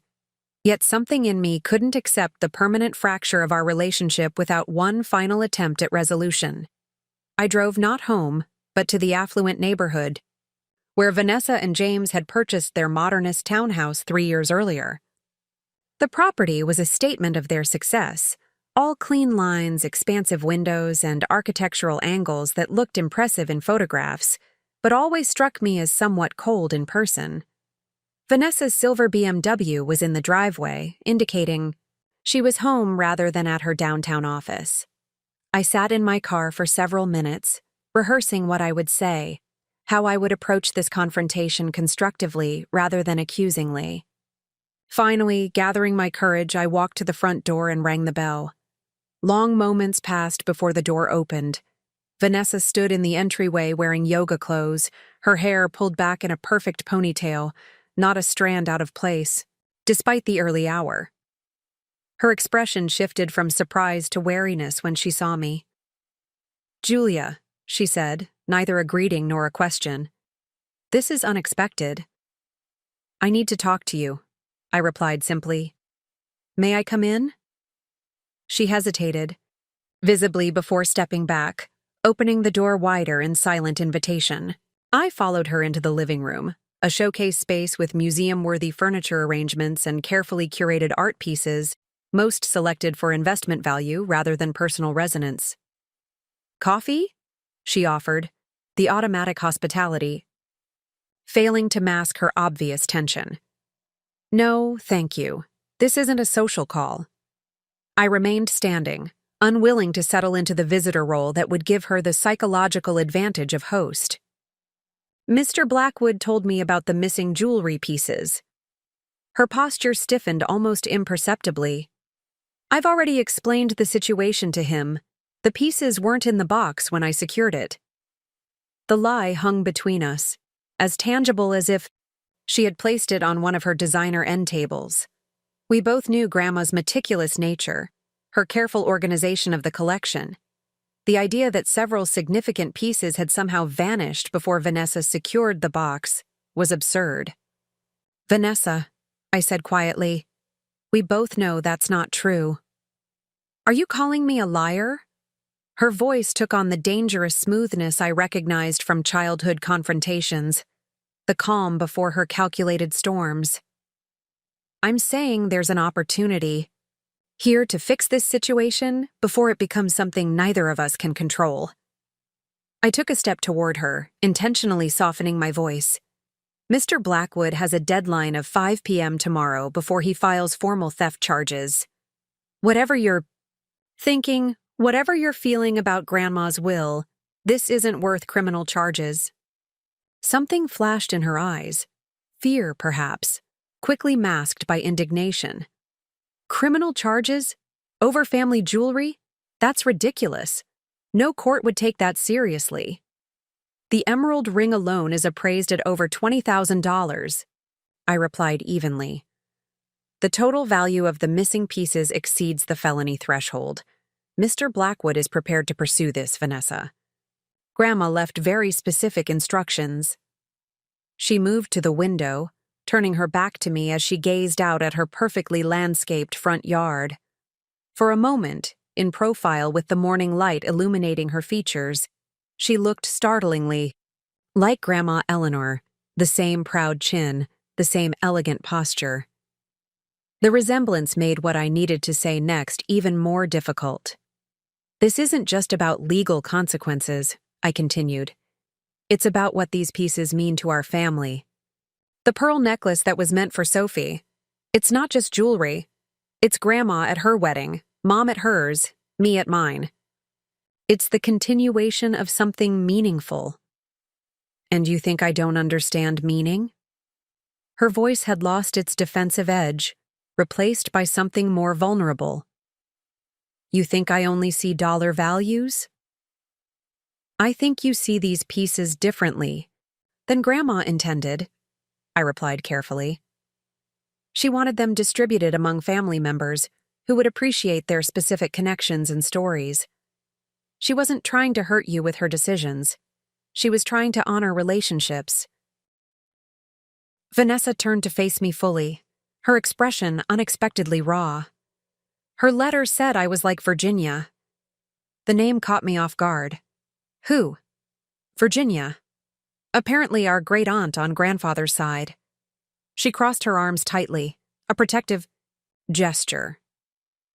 "According to Grandma's letter, she was the family member who always felt she deserved more, who measured her worth by what she accumulated, who died alone because she valued possessions over people." The pain in her voice was genuine. Grandma's letters had clearly been brutally honest with all of us. I hadn't known about this great-aunt Virginia, but the comparison must have cut. Vanessa deeply. "Grandma wouldn't have made that comparison if she didn't see the potential for you to make different choices," I offered. She always believed people could grow, change, redefine themselves. Did she? Vanessa's laugh held no humor. From where I stand, it seems she categorized us quite definitively. You as the worthy one, me as the materialistic disappointment. That's not fair, I protested. Her will wasn't about worthiness. It was about recognizing different kinds of contributions and connections. Wasn't it, though? Vanessa moved to the modernist sofa and sank down, suddenly looking exhausted. 60-40, Julia. After all my professional success, all my financial contributions to her care, she still valued your Sunday afternoon teas more. The raw hurt in her voice made me understand something I had missed. Vanessa's taking of the jewelry hadn't been simple greed. It had been a desperate grab for validation, concrete proof that she mattered to Grandma as much as I did. She valued different things than you thought she did, I said gently, sitting beside her now. It wasn't a competition between us. She saw us both clearly, loved us both fully, but recognized we connect to family legacy in different ways. Vanessa was silent for a long moment, staring at her perfectly manicured hands. I read her letter 3 times last night, she finally said. She wrote that I've been chasing external validation so long, I've forgotten how to measure worth from within, that I use accomplishments and acquisitions to fill a void that can only be addressed by confronting why I feel perpetually insufficient. The assessment was piercing in its accuracy and in its compassion. Grandma had seen beneath Vanessa's polished surface to the wounded core driving her relentless ambition. That sounds like Grandma, I said softly, seeing what others miss, even about ourselves. She also wrote that it wasn't too late to choose differently. Vanessa's voice had grown quieter, that she was leaving me my portion of her estate, not as reward or punishment, but as opportunity to decide what truly matters going forward. Something shifted in the air between us, not resolution exactly, but the first tentative step toward it. Grandma's final messages to each of us had created the possibility of new understanding, if we were courageous enough to embrace it. The missing pieces, I ventured after a moment. Do you still have them? Vanessa didn't answer immediately. When she did, her voice held a vulnerability I hadn't heard since we were children. In my safe. I told myself I was keeping them as insurance, leverage to ensure I wasn't completely sidelined in the estate distribution. But really, she paused. Really, I just wanted something that felt like it was meant specifically for me. Something that said I mattered to her as much as you did. The admission cracked something open between us, a doorway to authenticity we hadn't walked through in decades. I took a risk and reached for her hand, half expecting her to pull away. She didn't.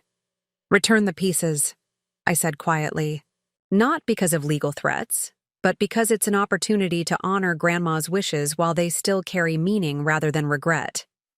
She didn't answer, but she didn't refuse either. Her fingers tightened almost imperceptibly around mine, a gesture so slight it might have been imagined, yet it communicated more than words could have. We sat together in silence, the morning light strengthening around us, illuminating dust motes that danced in the air between designer furniture and minimalist art.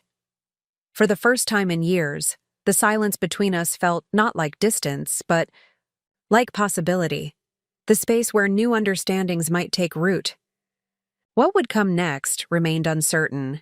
Whether Vanessa would return the jewelry, whether our tentative connection would strengthen or dissolve again under the weight of old patterns, whether Grandma's final attempt to realign our family dynamics would succeed, all remained to be seen. But in that moment of quiet connection, I felt Grandma Eleanor's presence as surely as if she sat beside us, her patient wisdom encompassing both her granddaughters with equal measure of clear-eyed assessment and unconditional love. The path forward had been illuminated, even if we had yet to walk it completely. The first step toward healing had been taken. I left Vanessa's home with cautious optimism, but no definitive resolution. Our conversation had pierced the surface of long-established patterns, but meaningful change would require more than a single moment of vulnerability. As I drove home, I found myself reflecting on the complex dynamics that had shaped our relationship over decades. How two sisters raised in the same household could develop such different value systems and approaches to life. Daniel was in the kitchen when I arrived, making pancakes with Sophie, their hands dusted with flour and matching expressions of concentration as they measured ingredients. The scene, ordinary, warm, flour scattered across countertops, struck me as precious in its imperfection. This was wealth of a different kind than Vanessa pursued, but no less valuable. "How did it go?" Daniel asked quietly when Sophie became absorbed in stirring the batter. "I'm not sure," I admitted. "We talked, really talked for the first time in years, but whether anything changes." I trailed off, unwilling to predict outcomes. He nodded, understanding my uncertainty. "Whatever happens, you reached out. That matters." After breakfast, I retreated to my small home office to grade student portfolios, while Daniel took Sophie to her Saturday morning swimming lesson. Surrounded by my students' artwork, some technically accomplished, others less polished but vibrant with authentic expression, I found it difficult to focus. My mind kept returning to Grandma's lacquered box, still waiting to be retrieved from the secretary in her bedroom.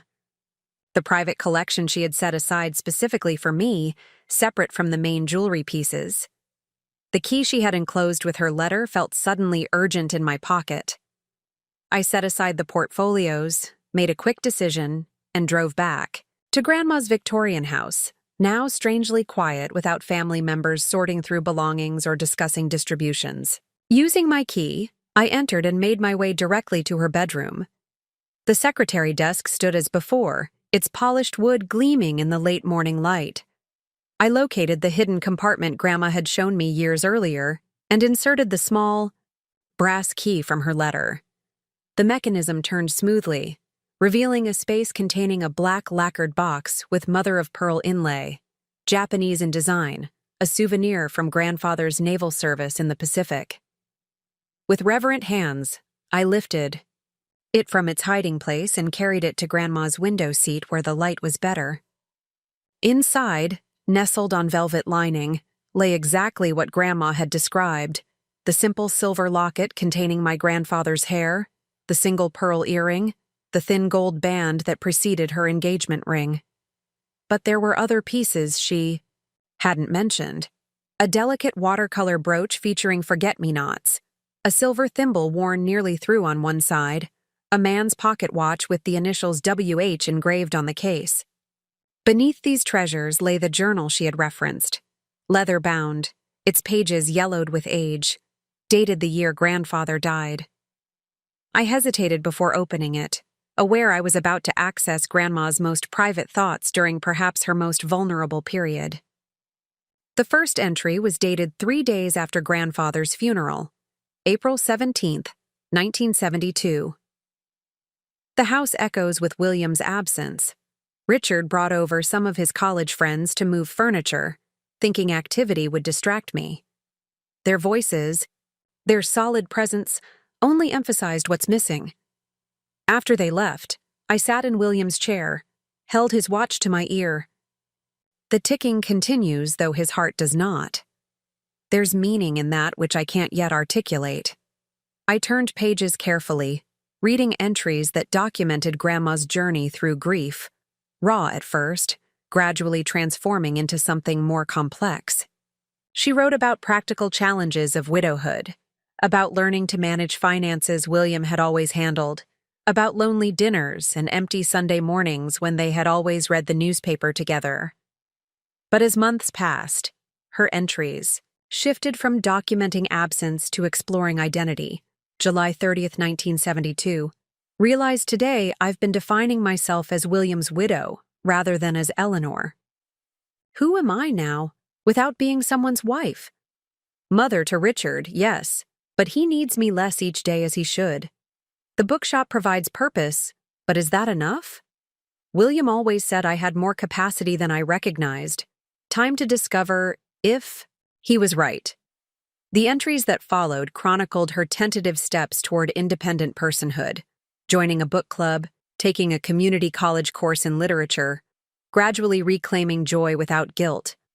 She wrote about keeping some traditions that had defined her marriage while consciously creating new ones that were uniquely hers. A particular entry from nearly a year after grandfather's death caught my attention. March 5th, 1973. Dinner with Virginia today. Exhausting as always. Her first question: have I considered selling William's things yet? As if his watch, his books, his cardigan worn thin at the elbows are merely inventory to be liquidated now that he's gone. She cannot understand that value exists beyond market price. When I showed her the silver locket with his hair, she asked what it was worth. I didn't explain. Some understanding cannot be taught, only felt. Virginia, the great-aunt Vanessa had mentioned, the relative Grandma had compared her to in her final letter. Here was evidence of that pattern Grandma had observed decades before. Vanessa was even born. The entry continued. Virginia measures her life in acquisitions: the Persian rug, the crystal stemware, the jewelry she wears to every family gathering as if afraid we might forget her prosperity. I recognize the fear beneath her display. She equates having with being, possession with worth. Perhaps because her marriage is so empty of tenderness, objects have become her most reliable companions. I feel sadness for her and determination to teach Richard a different way of valuing. What we own matters far less than what we love, what we notice, how we treat those around us. This is William's true legacy to us, not the modest estate he left, but the awareness that richness exists, primarily in relationship, in presence, in the courage to be fully alive even when that brings pain alongside joy. The insight staggered me. Decades before our current reality, Grandma had observed the pattern that would emerge in our family, had seen in Virginia the approach to life that Vanessa would later adopt, and had consciously chosen to model something different for her son, my father. Yet somehow that teaching had not fully transmitted to Vanessa. Or perhaps it had, but other influences had proven stronger. The cultural emphasis on achievement, the external validation that came with material success, the seductive simplicity of measuring worth through tangible acquisitions. I continued reading, finding entries that documented Grandma's gradual rebuilding of her life, her decision to continue running the bookshop alone, her growing confidence in handling business decisions, her expanding circle of friends, her first solo travel adventure to New York City. The final entry, written exactly 1 year after Grandfather's death, brought tears to my eyes. April 14th, 1973. One full cycle of seasons without William. The spring birds he loved are returning, singing outside my window, just as they did when we sat here together. Grief has not vanished, but transformed. It lives now not as acute pain, but as heightened awareness of beauty, of impermanence, of the miracle that we exist at all. I've decided something today. I will not let William's death define the remainder of my life, but neither will I pretend these months haven't changed me fundamentally. I am not the same Eleanor who existed within our marriage. I am someone new, shaped by loss, but not reduced by it. The most profound truth I've learned: love doesn't end when the person does. It changes form, becomes something you carry rather than something you exchange. Perhaps this is what survival requires, not moving on as people so glibly advise, but moving forward while bringing with you what matters most. William gave me his pocket watch before the surgery he didn't survive. To remember our time together, he said, attempting humor even then. I carry it not as a weight, but as a compass, a reminder that even without him physically present, I can still navigate by the values we shared. Tomorrow, I will reopen the bookshop with new hours, staying open Thursday evenings for the working people who can't visit during the day. William would approve of this innovation he always considered but never implemented. 1 year after saying goodbye, I finally understand. Honoring his memory means not just preserving what he created, but expanding it, growing it, contributing my own vision to the foundation he built. This, perhaps, is the final stage of grief. Not its disappearance, but its integration into a life that continues with purpose, that builds upon love rather than being arrested by its physical absence. I closed the journal gently, overwhelmed by the window it had opened into Grandma Eleanor's interior life. She had navigated profound loss with remarkable wisdom, finding a path through grief that neither denied pain nor surrendered to it. And, in the process, she had developed insights about value, worth, and legacy that informed her final decisions about her estate decades later. My phone vibrated with an incoming text. Vanessa. Can you meet at Blackwood's office at 4? Bringing everything. The simple message conveyed volumes. She had made her decision. To return the missing pieces, to step back from the brink of legal consequences, perhaps even to begin addressing the deeper issues Grandma had identified in her letter.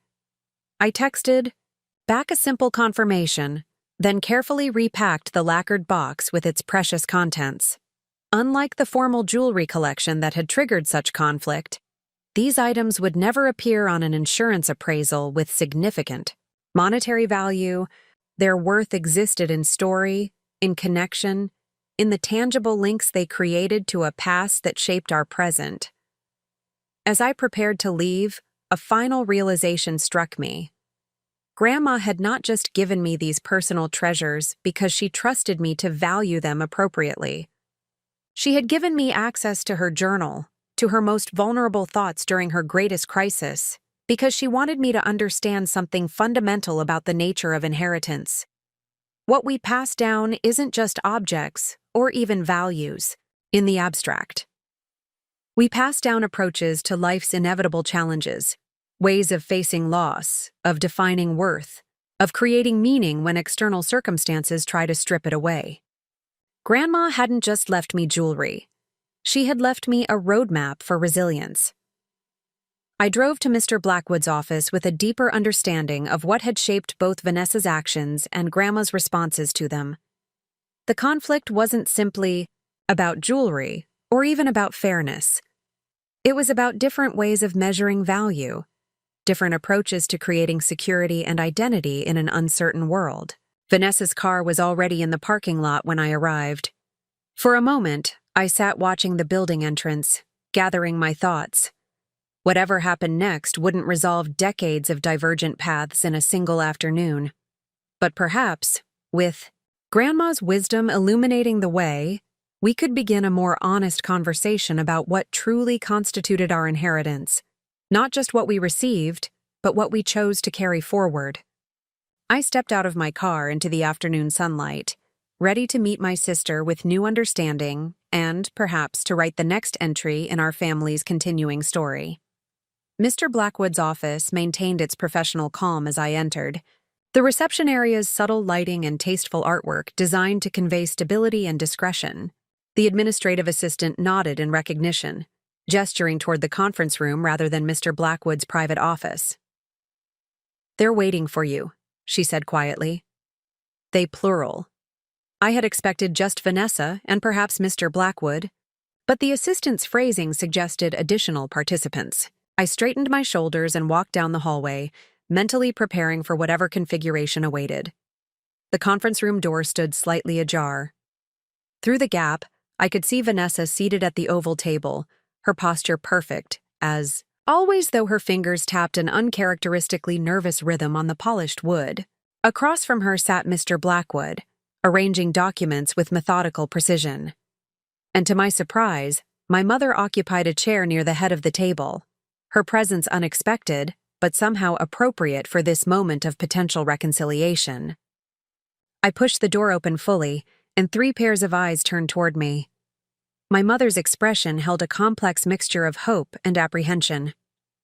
Mr. Blackwood maintained his professional neutrality, though a slight nod acknowledged my arrival. Vanessa's face was harder to read, composed but with tension evident in the tightness around her eyes. "Julia," my mother greeted me, rising halfway before settling back into her chair. "Thank you for coming." "Of course," I replied, taking the seat beside her, directly across from Vanessa. On the table between us lay a familiar velvet pouch, midnight, blue with a silver drawstring, one of several containers Grandma had used to store her most valuable pieces. Mr. Blackwood cleared his throat gently. "Mrs. Mitchell has brought what she believes to be the missing items from Eleanor's collection. I thought it appropriate to verify their return with family members present, given the circumstances." His careful phrasing, "what she believes," to be the missing items, maintained professional distance from any accusation while acknowledging the disputed nature of their absence. Vanessa's mouth tightened almost imperceptibly at his wording. "Shall we proceed?" he continued, reaching for the velvet pouch. "Wait." Vanessa's voice was softer than usual, lacking its typical assertive edge. "Before we do the formal inventory, I'd like to say something." Mr. Blackwood withdrew his hand, nodding permission. My mother and I exchanged a quick glance, both surprised by this unexpected deviation from procedure. Vanessa took a deep breath, her hands now still on the table, wedding ring catching the light as she adjusted her position. "I've been doing a lot of thinking since our conversation this morning, Julia, about Grandma's letter, about her will, about our family patterns." She paused, visibly gathering herself. This unscripted vulnerability was so unlike the sister I knew, the one who prepared thoroughly for every conversation, who never revealed uncertainty or weakness. "I did take these pieces deliberately," she continued, her admission hanging in the air with startling directness. "I told myself it was because Grandma would have wanted me to have them, that I deserved them more because of my financial contributions to her care. But that wasn't the whole truth." My mother made a small sound, not quite a gasp, more a sharp intake of breath quickly controlled. Mr. Blackwood remained impassive, though his pen hovered over his legal pad, temporarily suspended. "The truth is," Vanessa continued, meeting my eyes directly now, "I was hurt, deeply hurt by what felt like Grandma's rejection, choosing you over me in her final allocations. Taking these pieces was my way of balancing what seemed unfair, of claiming what I felt entitled to." The raw honesty of her statement created a shift in the room's atmosphere, as if a window had been opened, allowing fresh air into a space that had grown stale with formality and unstated tensions. "Vanessa," my mother began, but my sister raised a hand gently. "Please, Mom, let me finish while I have the courage." She turned her attention back to me. "After you left this morning, I reread Grandma's letter. Really read it this time, without defensiveness. She wrote something that I've been thinking about all day. The measure of a person isn't what they acquire, but what they contribute, not just materially, but in presence, in attention, in the courage to see others as they are, rather than as extensions of oneself." I recognized the phrasing, pure Eleanor Harlow in its gentle wisdom wrapped in unflinching directness. "She was right," Vanessa admitted, her voice wavering slightly. "About me, about my motivations. I've been measuring myself and everyone else by external markers of success. The right car, the right address, the right jewelry to signal achievement." She gestured toward the velvet pouch. "These pieces became symbols in my mind, proof that I mattered to Grandma as much as you did." My chest tightened with unexpected emotion.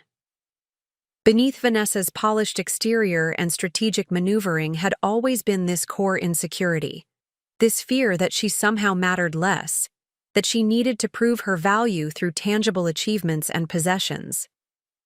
"You've always mattered to Grandma," I said quietly. "Just not in the ways you were measuring."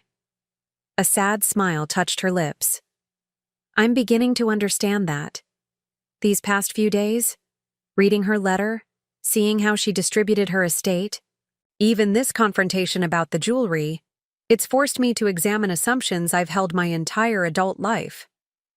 She reached for the velvet pouch, opening it carefully. Everything is here. The emerald ring for Aunt Claire, the diamond earrings, and the pearl necklace for Sophie. She withdrew the necklace, its lustrous orbs catching the light as they draped across her palm. This especially. I've always coveted it, imagined wearing it to important events, using it to signal arrival at a certain social echelon. With deliberate care, she placed the necklace on the table and slid it toward me. But Grandma was right to designate it for Sophie. Some treasures aren't about status or monetary value. They're about continuity, about connecting generations, through tangible touchpoints. The gesture, simple yet profound, represented more than just the return of stolen property. It was an acknowledgement of a different kind of value system, one that prioritized connection over possession, legacy over acquisition. Mr. Blackwood reached for the pouch, resuming his formal role. If you'll allow me, I'll verify that all missing pieces have been returned against the inventory Eleanor prepared. As he methodically checked each item, my mother reached across the table toward Vanessa, palm upward, in silent invitation. After a moment's hesitation, Vanessa placed her hand in our mother's, a connection that visibly moved them both. I knew Eleanor's decisions would create challenges, my mother said quietly. But perhaps she understood something about what you both needed that I've missed all these years. Vanessa's free hand moved to brush away an unexpected tear. She saw patterns I didn't want to acknowledge. In her letter, she wrote about Great Aunt Virginia, how her obsession with possessions left her isolated, how she died surrounded by valuable things, but no loving presence. My mother nodded slowly. Virginia was difficult. Brilliant in many ways, but perpetually dissatisfied, always convinced others had received more than she had been loved more completely.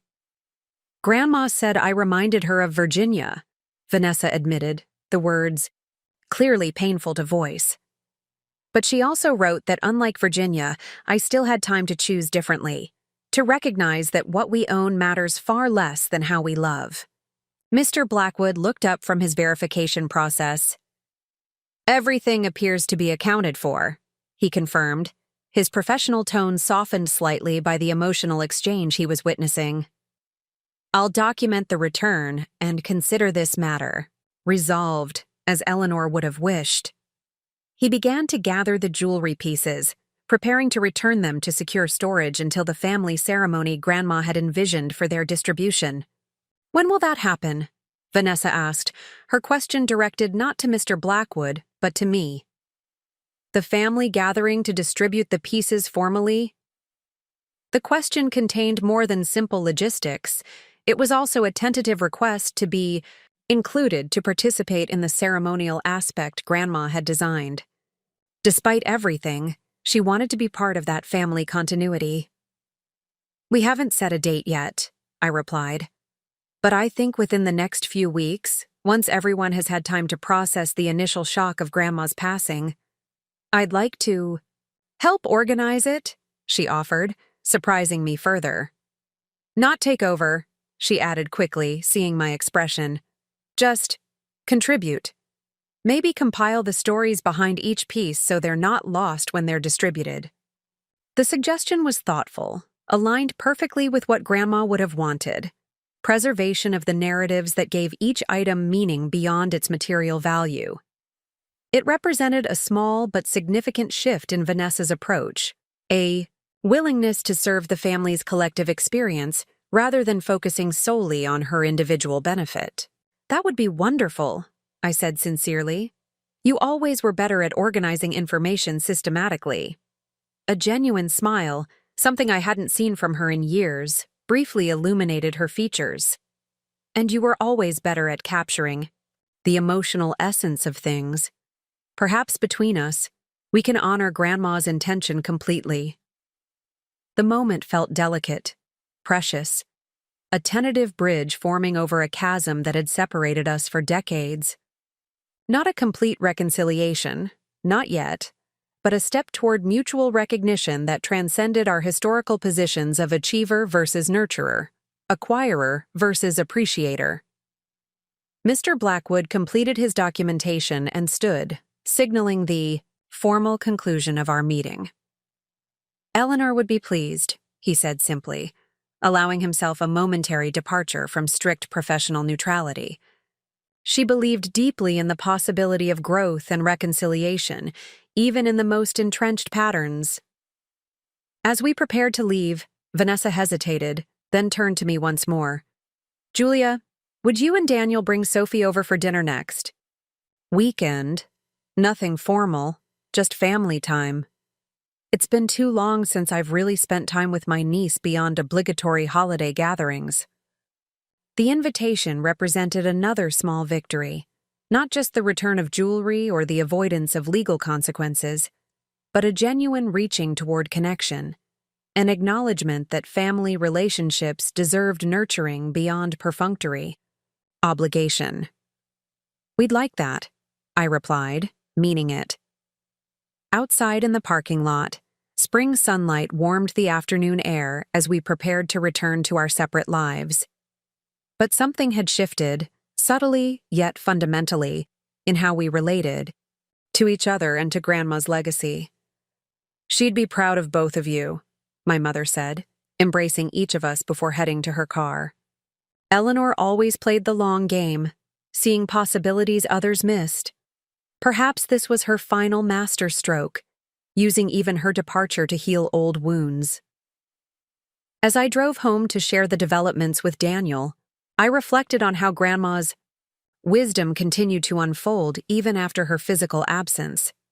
Her clear-eyed assessment of family patterns, her thoughtful distribution of material possessions, even her anticipation of Vanessa's potential reaction, all revealed a profound understanding of what we truly needed beyond what we thought we wanted.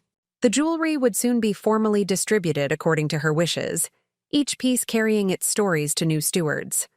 But the more valuable inheritance was already manifesting, the possibility of authentic relationship replacing strategic positioning, of genuine understanding supplanting superficial harmony. These small victories, Vanessa's honest acknowledgement of her motives, her return of the missing pieces, her invitation to dinner, might seem modest against the backdrop of decades of emotional distance. But as Grandma's journal had revealed, the most significant transformations often begin with seemingly minor shifts in perspective, with the courage to see ourselves clearly and choose differently, even when that choice challenges long-established identities. The path ahead would not be without obstacles. Old patterns rarely yield to single moments of insight, no matter how profound. But for the first time in years, I drove toward home with hope, rather than resignation about my relationship with my sister, a gift perhaps more valuable than any jewelry collection, no matter how historic or precious. Grandma Eleanor, in her final acts of distribution, had given us the opportunity to discover what she had known all along, that our true inheritance lay not in what we received, but in how we chose to relate to each other after the giving was done. The week following the meeting at Mr. Blackwood's office unfolded with tentative normalcy. I returned to my teaching responsibilities, finishing end-of-semester evaluations for my students' portfolios. Daniel advanced his research for an upcoming history curriculum revision. Sophie continued her kindergarten adventures, bringing home art projects that now covered our refrigerator in layers of creative expression. Beneath this ordinary rhythm, however, ran a current of anticipation. The family gathering to distribute Grandma's jewelry collection had been scheduled for the following Saturday. Vanessa had thrown herself into preparations with characteristic thoroughness, researching the provenance of each piece, documenting family stories associated with specific items, and creating an elegant program that would guide the ceremonial distribution. Her energy channeled into this project seemed genuinely positive, focused on preserving family history rather than calculating personal advantage. We spoke several times by phone, our conversations cautious but warmer than they had been in years. The dinner invitation for the weekend after the ceremony remained open, a beacon of potential connection beyond the immediate tasks at hand. Then, 3 days before the scheduled ceremony, everything changed. I was grading final projects in my campus office when my phone rang, my father's number appearing on the screen. This itself was unusual. Dad typically texted rather than called, preserving phone conversations for matters of genuine urgency. "Julia," he said when I answered, his voice tight with tension. "There's been a development. Is this a good time to talk?" "Of course," I replied, setting aside the student work. "What's happening?" He sighed heavily. "Mr. Blackwood called an hour ago. There's been a challenge filed against Eleanor's will." My body tensed instinctively. "What kind of challenge? By whom?" "Vanessa and James," he answered, the words hanging between us like a physical weight. "Their attorney submitted formal paperwork this morning claiming Eleanor wasn't of sound mind when she executed her will 3 weeks before her death. They're contesting the entire distribution, including the house, financial assets, and especially the jewelry collection." The revelation struck with physical force, like a sudden drop in altitude. Just days ago, Vanessa had seemed genuinely transformed, acknowledging her misguided motivations, returning the missing jewelry, even working to honor Grandma's wishes for a meaningful distribution ceremony. Now, this complete reversal suggested her apparent change of heart had been tactical, rather than genuine. "That can't be right," I managed finally. "Vanessa was just helping organize the ceremony. She seemed different, accepting of Grandma's wishes." "I know," Dad replied, his voice heavy with disappointment. "Your mother and I can't make sense of it either. We tried calling her, but she's not answering. James's assistant said they're both unavailable until further notice." I closed my eyes, trying to process this dramatic shift. What happens now? "Mr. Blackwood is preparing a response. He says Eleanor anticipated possible challenges. Apparently, she had herself evaluated by 2 separate physicians before signing the will specifically to document her mental competence. But this will delay everything. The ceremony is postponed indefinitely, and all assets remain frozen until legal resolution." The timing was deliberate, I realized with growing clarity. Vanessa had maintained the appearance of acceptance until the last possible moment, perhaps to gain access to information about the collection and to avoid legal consequences for taking the pieces originally. But she had never truly accepted Grandma's decisions. "There's more," Dad continued reluctantly. "Their filing specifically questions Eleanor's relationship with you during her final months, suggesting you exerted undue influence over her decisions while she was vulnerable." The accusation stung with its calculated cruelty. Those quiet afternoons reading to Grandma, driving her to medical appointments, simply sitting with her when conversation became too taxing, moments of genuine connection I had treasured, were being reframed as manipulative attempts to secure financial advantage. "That's absurd," I said, my voice shaking despite my effort to remain composed. Anyone who spent time with Grandma in her final weeks knows how clear-minded she remained right until the end. "We know that," Dad assured me gently. "Mr. Blackwood knows it too. But legal challenges follow specific protocols regardless of their merit. This will take time to resolve." After ending the call with my father, I sat motionless at my desk, staring unseeingly at the student projects waiting for evaluation. The betrayal felt complete, not just of Grandma's wishes, but of the tentative reconnection Vanessa and I had begun to build. All of it, apparently, strategic positioning rather than genuine growth. I drove home in a state of numb disbelief, trying to reconcile the sister who had vulnerably admitted her motivations in Mr. Blackwood's office with the one who had now filed legal documents questioning our grandmother's mental competence and my integrity. The cognitive dissonance was profound. Daniel was in the kitchen preparing dinner when I arrived home, Sophie helping him wash vegetables at the sink. The domestic normalcy of the scene, father and daughter working together, steam rising from a pot of pasta, the radio playing softly in the background, created a jarring contrast with the emotional turbulence I carried. "What's wrong?" Daniel asked immediately, reading my expression with the precision that comes from years of partnership.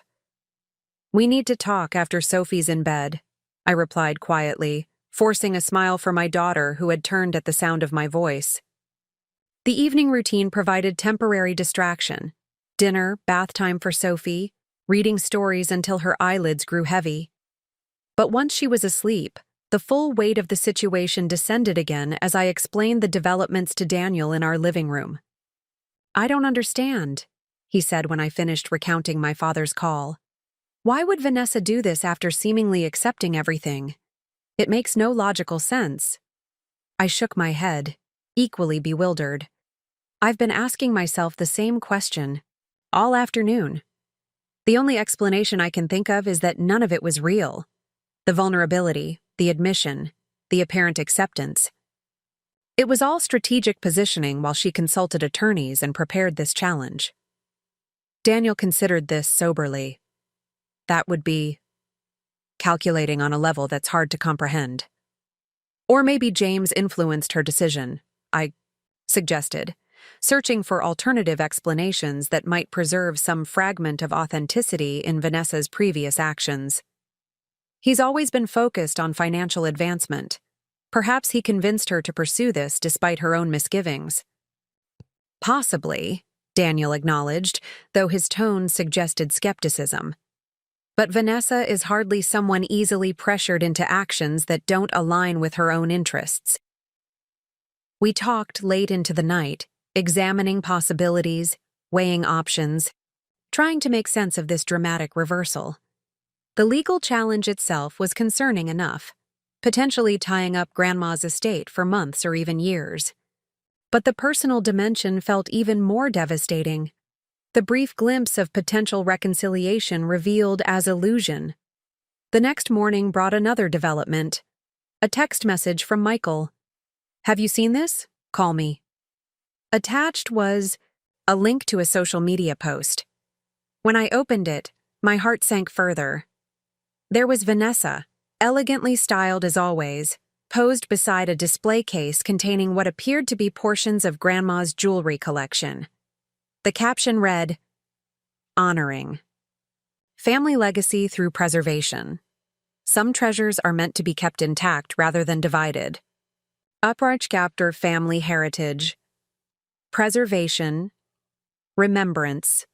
The staged photo and carefully worded text created a narrative directly counter to Grandma Eleanor's explicitly stated wishes.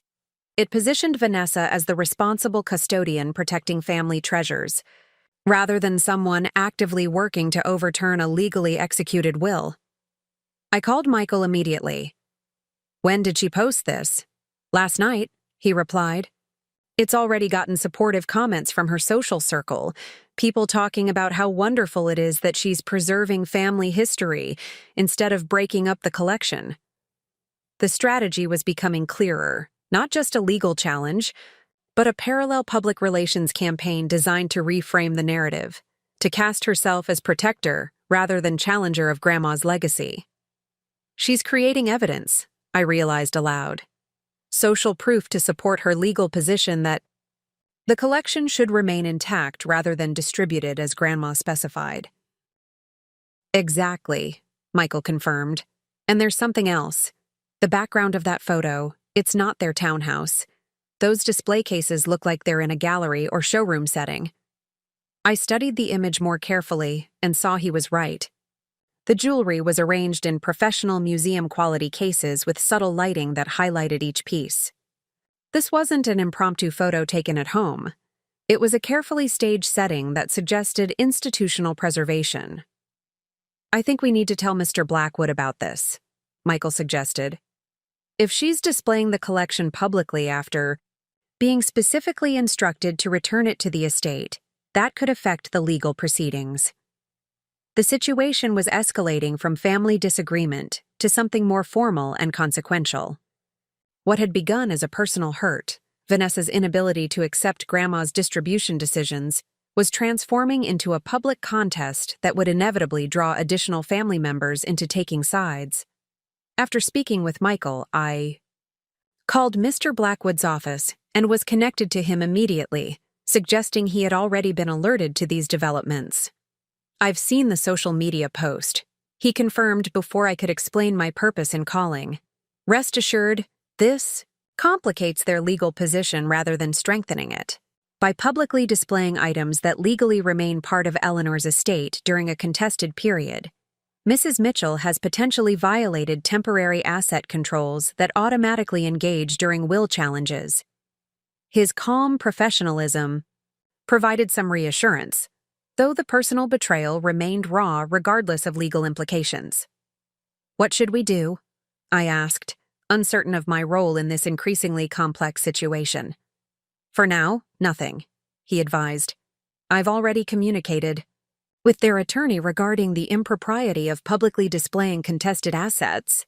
Document everything but avoid direct confrontation or public response."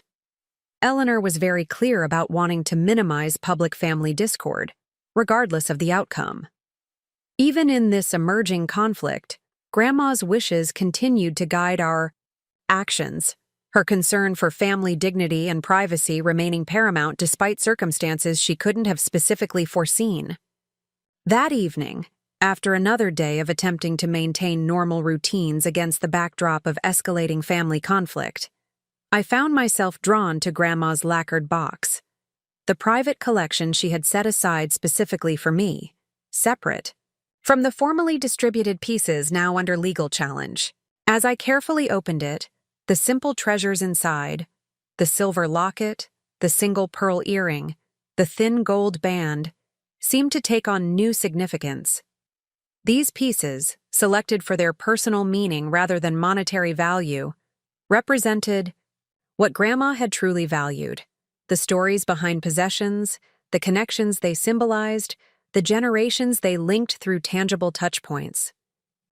I lifted her journal and opened it again, seeking guidance from her words during another period of family challenge. Near the end, an entry I hadn't fully absorbed during my first reading now captured my attention. March 30th, 1973. Virginia visited, unexpectedly today, ostensibly to discuss Father's pocket watch, which she believes should have come to her after William's passing rather than remaining with me. Beneath her polished exterior, I glimpsed something unexpected, not just entitlement but profound insecurity, a fear that without external markers of family connection, she somehow matters less. Perhaps this is what drives her constant acquisition, not greed but a misguided attempt to secure belonging through possession rather than presence. The tragedy lies in how her approach achieves precisely the opposite of what she seeks, creating distance rather than connection. I find myself feeling compassion rather than anger. What emptiness must exist within to believe that objects could fill what only genuine relationship can satisfy?